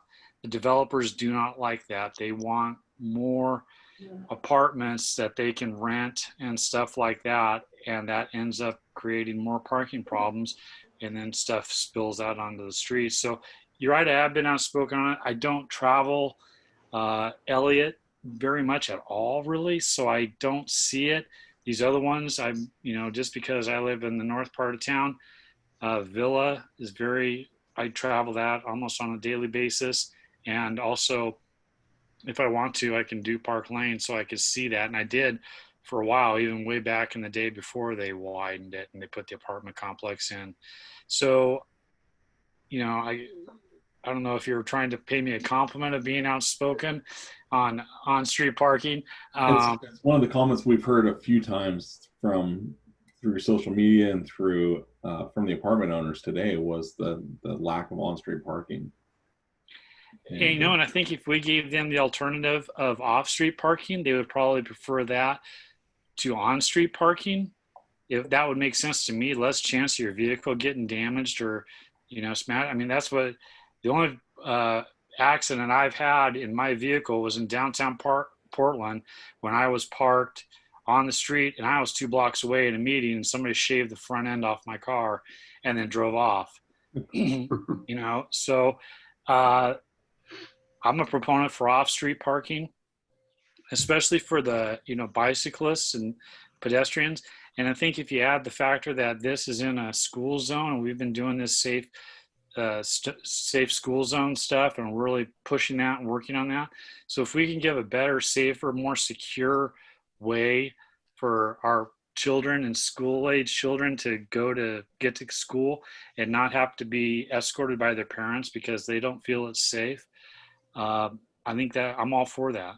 I think we end up being the catch-all for the stuff that gets through planning commission and then actually gets put to use or built, and then the problems arise and we are the ones who kind of get to start dealing with hey, I got too much on-street parking, I can't get through, people are speeding, et cetera, et cetera, et cetera. I think the problem should have been addressed way before it got to us and in the planning stages, and reduce the number of apartments to increase the number of parking spaces to increase the off-street parking. But they haven't given me authority over that as of yet, so I'll just be my sole vote. I agree with you on that. I think we need to have planning commission look at updating the parking counts for apartments. I think in the 10 plus years I've been on this commission, it seems to be every time we have a developer come through and he wants something. I mean, over behind Fred Meyer's, same issue. That apartment complex went in and boom, you got on-street parking now. And that on-street parking went into the residential area next to it that was there first. Then who was over in our meeting then, sitting in the audience? All of those residents wanting their on-street parking back and to take the people from the apartment complex not access to their on-street parking. So it's a big issue. I think, we're late in the game. It's going to the doctor way after the patient has died.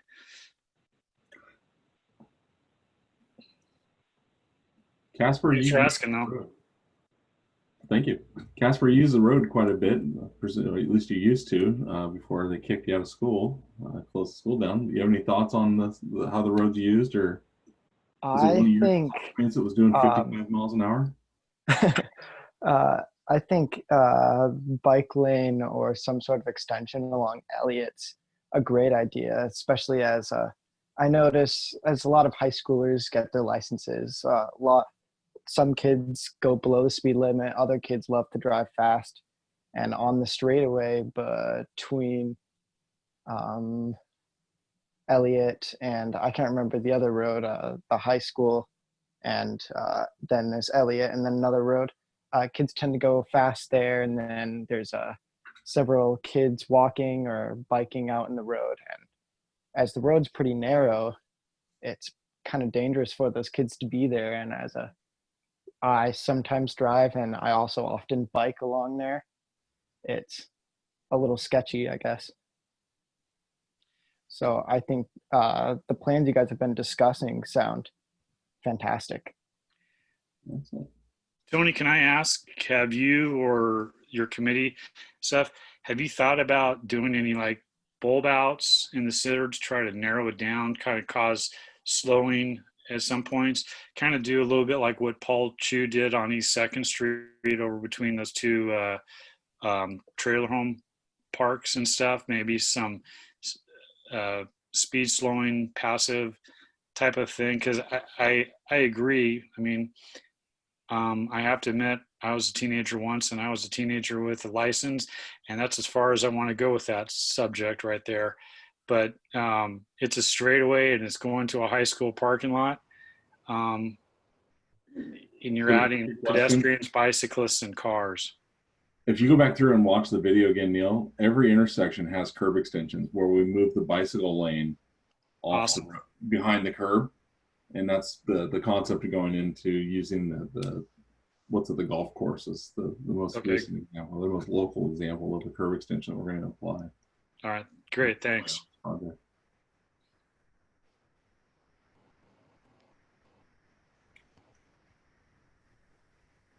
Any other thoughts? What's the timeline? Assuming council gives us the go-ahead on Monday to start the right-of-way acquisition process, we're looking at 21 build, getting bids out late this year and getting getting under construction, starting the undergrounding, starting the stormwater work. 7 months from now, 6 months from now. Do you have an estimate on the cost? It's in the ballpark of 3.5. Is it?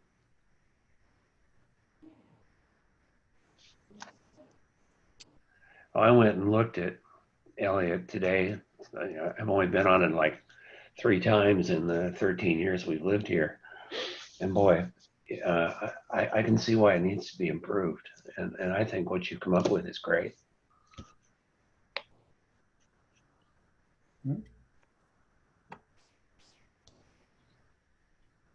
Any other questions on Elliott? Comments that Karin and I can take to council on Monday?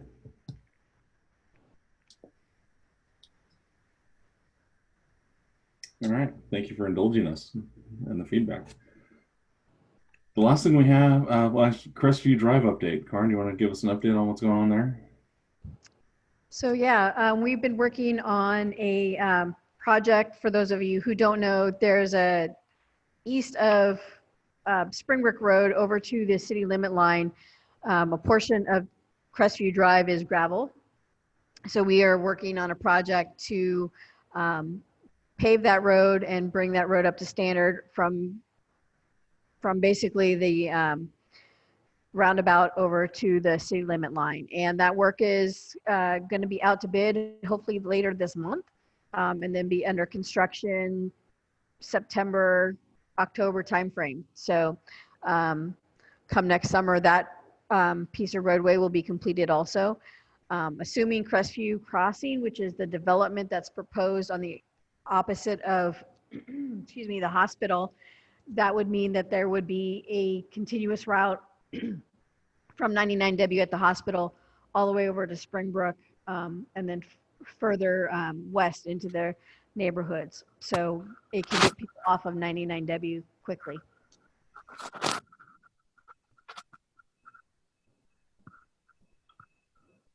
Any thoughts or comments on that?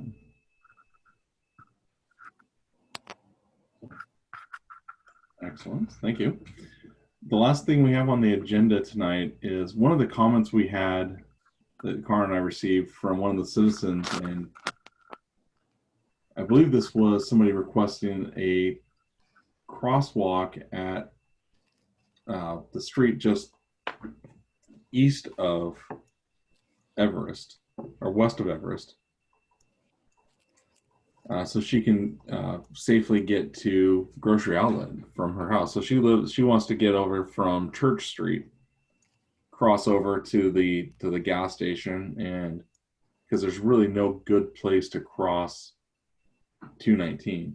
And it made me wonder is if this committee is looking for a challenge. ODOT populates a SPIS list, the Safety Priority Improvement list, Safety Priority Improvement List. I'm not sure what SPIS stands for, but basically it's the top 10, top 20 places throughout the community, in ODOT's case on the state highway, where if they get money, that goes to their #1 priority hotspot location. And so, similar to how I asked the committee to drive around and look at the different collectors we have in the city to get an idea of what the different fields for them are. We all represent different areas of the city. We're all from different places around the city and use the roads in a different way, but I'd like the committee to think over the next month or two on what are the most unsafe intersections in the city, the most unsafe areas in the city, be it biped, be it vehicular. I'll throw my hat, the Main Street, Illinois 240 intersection, I think is terrible. It should rank right up there. But there's others in the city, and if we were able to populate a list and hand that to Karin, maybe in future years when she's developing her capital improvement program, she could use that to help prioritize some of the projects and some of the funding to start knocking off, or even thinking through ideas of some quick fixes to help address what we think, what we've identified as the as citizen volunteers, what we think is the worst intersections in the city. Everybody willing to take that challenge on? Yeah. Yeah. Fantastic. All right. Our next, we have, Karin, and it's on the agenda that I'm looking at.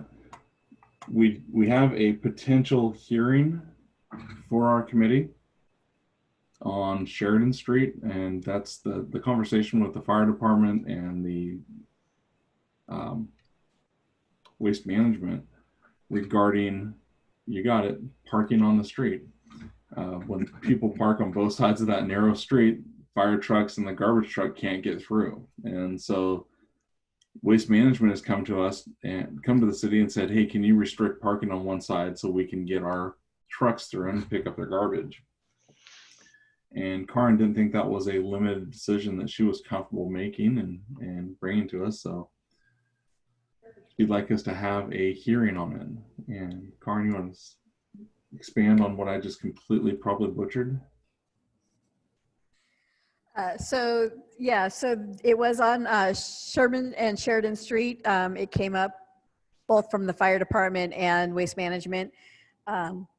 Brett did bring it before the commission and asked the commission. The commission said, yes, schedule a public hearing. We have not done that yet, but we need to. So the question for the group, and I'll jump in here, Tony, is, our next meeting would normally be 3 months from today. But do we want to go ahead and schedule that hearing for sooner than that and have another meeting in the summertime or whatever the case may be? Or do we want to wait for the normal 3-month cycle? What I will tell the group is that we will continue to be meeting via Zoom for the foreseeable future. That's come down from city management. We don't have a room large enough to social distance a 9-member committee, staff, and any public that might show up. So we will be doing this via Zoom. So the question to the group is, do we want to have a special meeting to have those hearings, or do we want to go ahead and just wait for our normal 3-month cycle?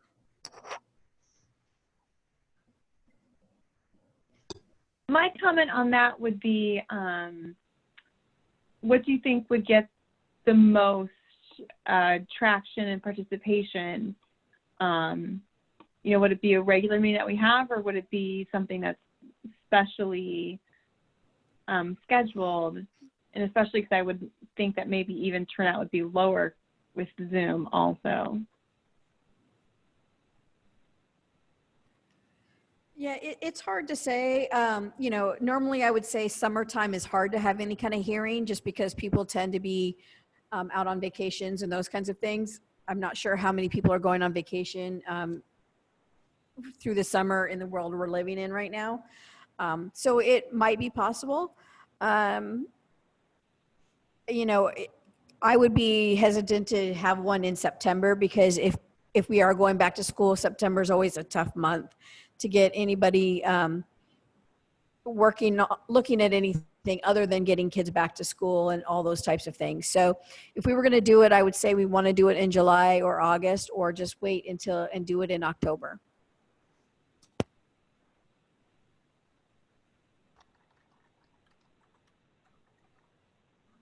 I would agree with that. I don't think it's a pressing safety issue. It's, well, maybe it's for the fire department, but that's what they got big bumpers on the trucks for. They can take mirrors off.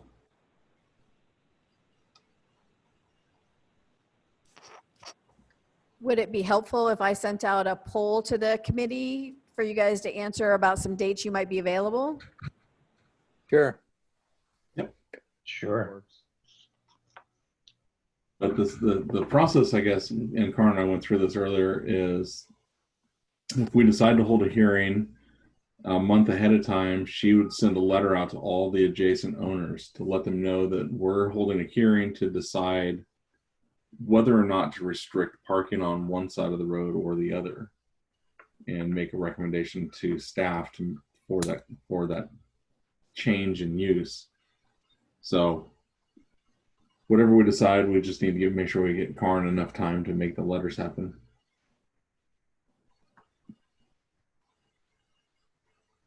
Curious about the format of such a hearing. Would it be similar to a normal meeting, but people would give their opinion, yay or nay, what they think we should do? Or I don't remember participating in a hearing or noticing it be different from our meeting.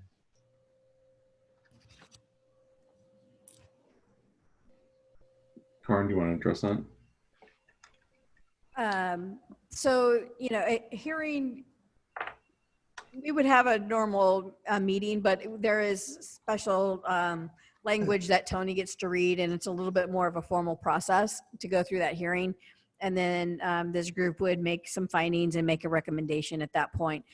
Basically, staff would provide you with a recommendation from us, and then you would listen to what people have to say and deliberate and make a recommendation at the end for implementation.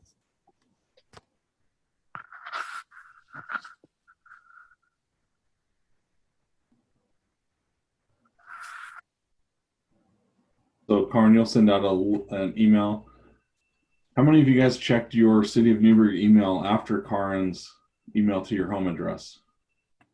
And only after your home address? I didn't even manage that because I think my password's been changed. So I second that. You forgot your password? Or it expired?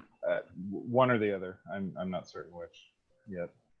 Okay, so if the password's expired, reach out to IT to get that fixed. So I will send out, it'll probably be next week. And it'll either come from myself or Zaneta, who is my admin assistant, will send out an email looking for what dates work. And I'll throw out a couple of dates in July and in August, and then we'll push it. The next one will be October if we can't find enough people to attend. Does that work? Mm-hmm. Yep. Does anybody know off the top of their head how often the password needs to be reset? Is it like 6 months or? It's every 6 months, yes. Yeah. So it was January something that we played this game before, so I'm guessing that was either what happened or it's gonna happen again soon.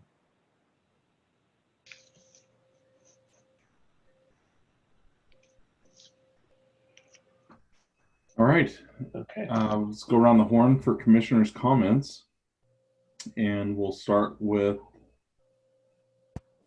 Sarah.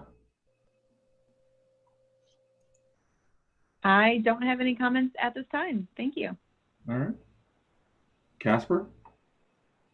I don't have any comments at this time either. All right. Sergeant Ronning, I know you're not a member, but you've sat here this entire time. It's the longest we've ever had a No, I enjoyed the presentation on Elliott Road. I think that's going to be a good improvement. I know it's going to be tough for you guys dealing with the on-street parking issue, but I like the narrow lane idea. While speed isn't always an issue there, it's mostly an issue there with the high schoolers. So hopefully they'll get mitigated, and I think it's a good, it's like a good safe plan for pedestrians and bikes. That was a good presentation. All right, Jeff. Anything else? Yeah, I don't know if you had a chance to talk about this earlier, but I'm kind of curious to see what the lockdown, the COVID stuff did for our pedestrian and bicycle traffic downtown.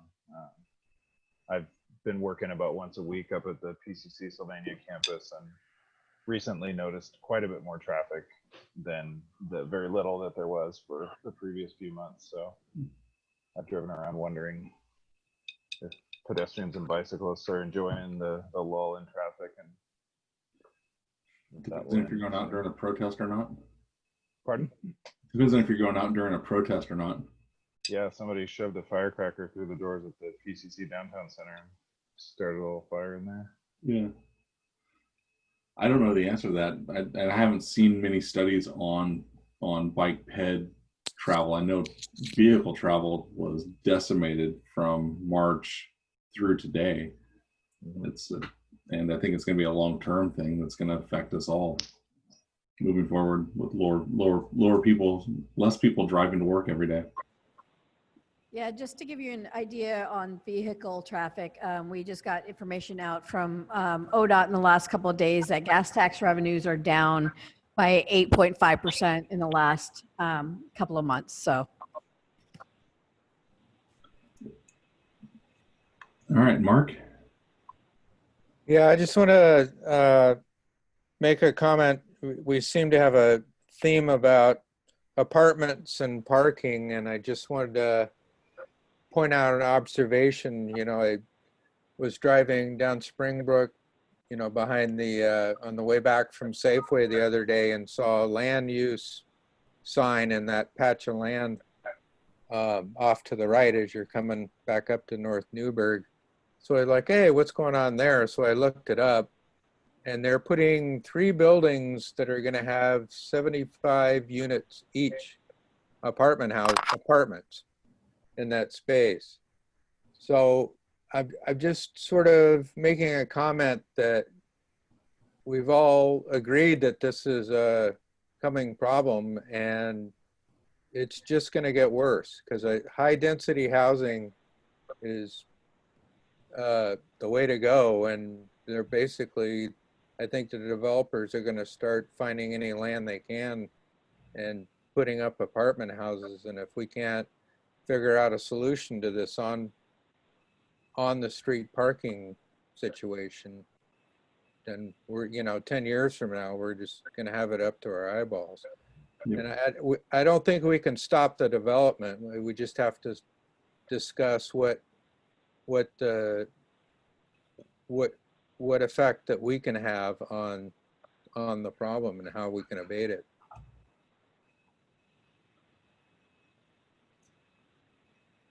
Karin, is that something we can talk to Doug about and see if there's something we can influence?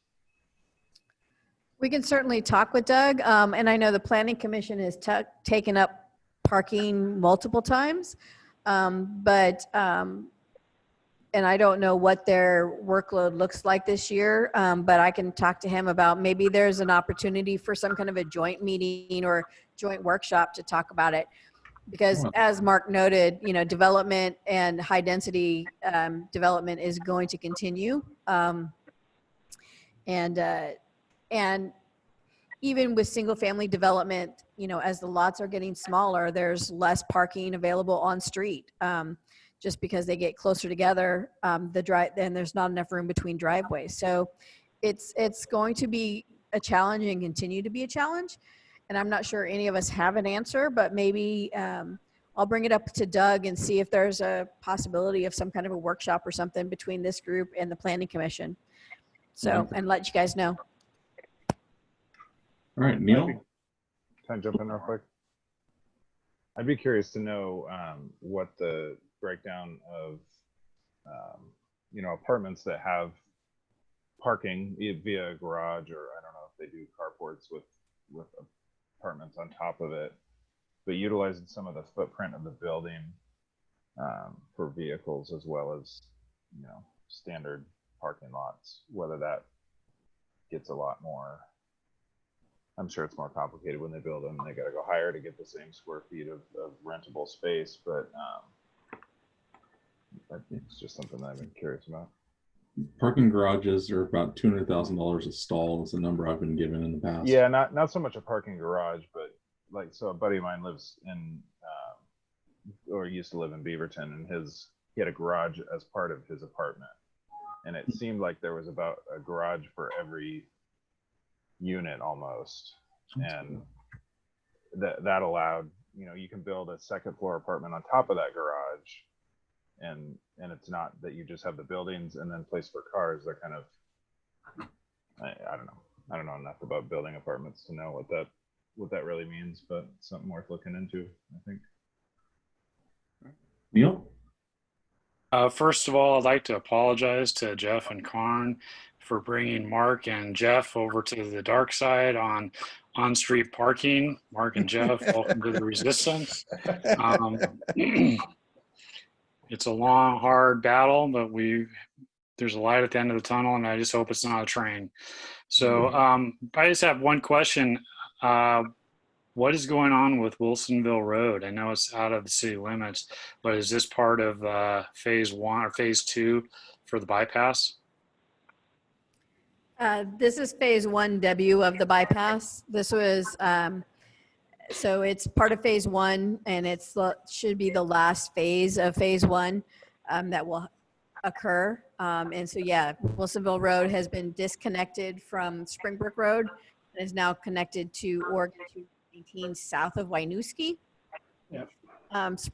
Where Wilsonville Road used to come down will turn into a cul-de-sac and be called McKern Court when it's all said and done. And that median on Springbrook Road will go away, so that they will be able to have left turns into and out of that, out of McKern Court. So it's phase 1W, and they should be done, I think, actually the end of July is when they're projecting they'll be done with that project. Okay, thank you. That's all I have. Thanks, Tony. Thanks, Bill. Good meeting. Bob, your first meeting, any thoughts or comments? Well, when I decided to retire, I made a commitment to myself that I wanted to get involved with the city. And I'm glad I did, because I'm really impressed with what you guys do. I've never seen this anywhere around the country being done like this. And I've worked with a lot of planning commissions and all of that kind of stuff, and nobody gets into this kind of detail that I've ever seen. So I'm happy to be a member. We're happy to have you. Roger. Oh, you're muted.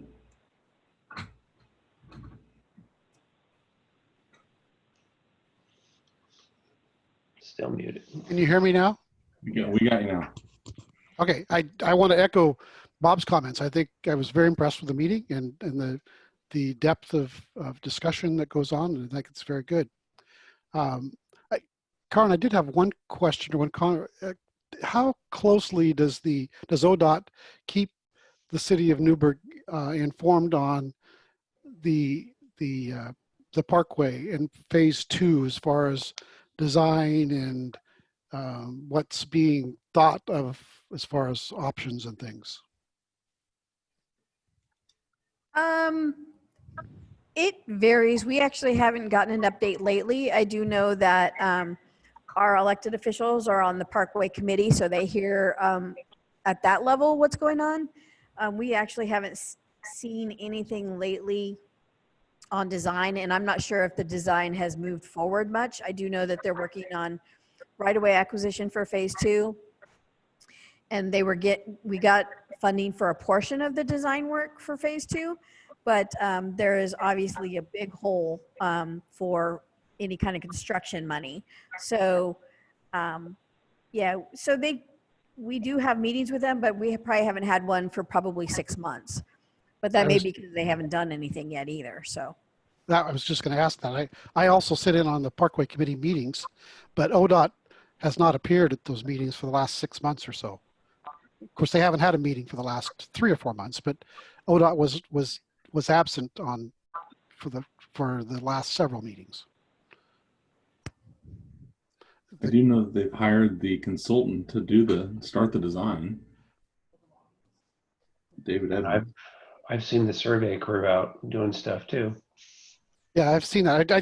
I hope that they keep informed and be able to share that information with the citizens about what's being proposed, because it will have a pretty significant impact on a big portion of the city as the new phase comes through. it will. And yeah, like I said, it's been a while, and I'm not sure that they've actually done much work. They are looking to acquire right away throughout the corridor, so that there's no development that occurs in there that they have to then go buy buildings. So that's really as far as they've gotten. Thank you for the update. Karin, anything else you'd like to add before we motion to adjourn? Not that I know of. All right. Look forward to seeing the survey for our hearing, and then go look for bad intersections and bad places in the city and see if we can get a list and get it prioritized. With that, I will just declare us adjourned. Thank you all. Yeah, Thank thank you you. all. Thank you. Thank you. Thanks, everybody. Thank you.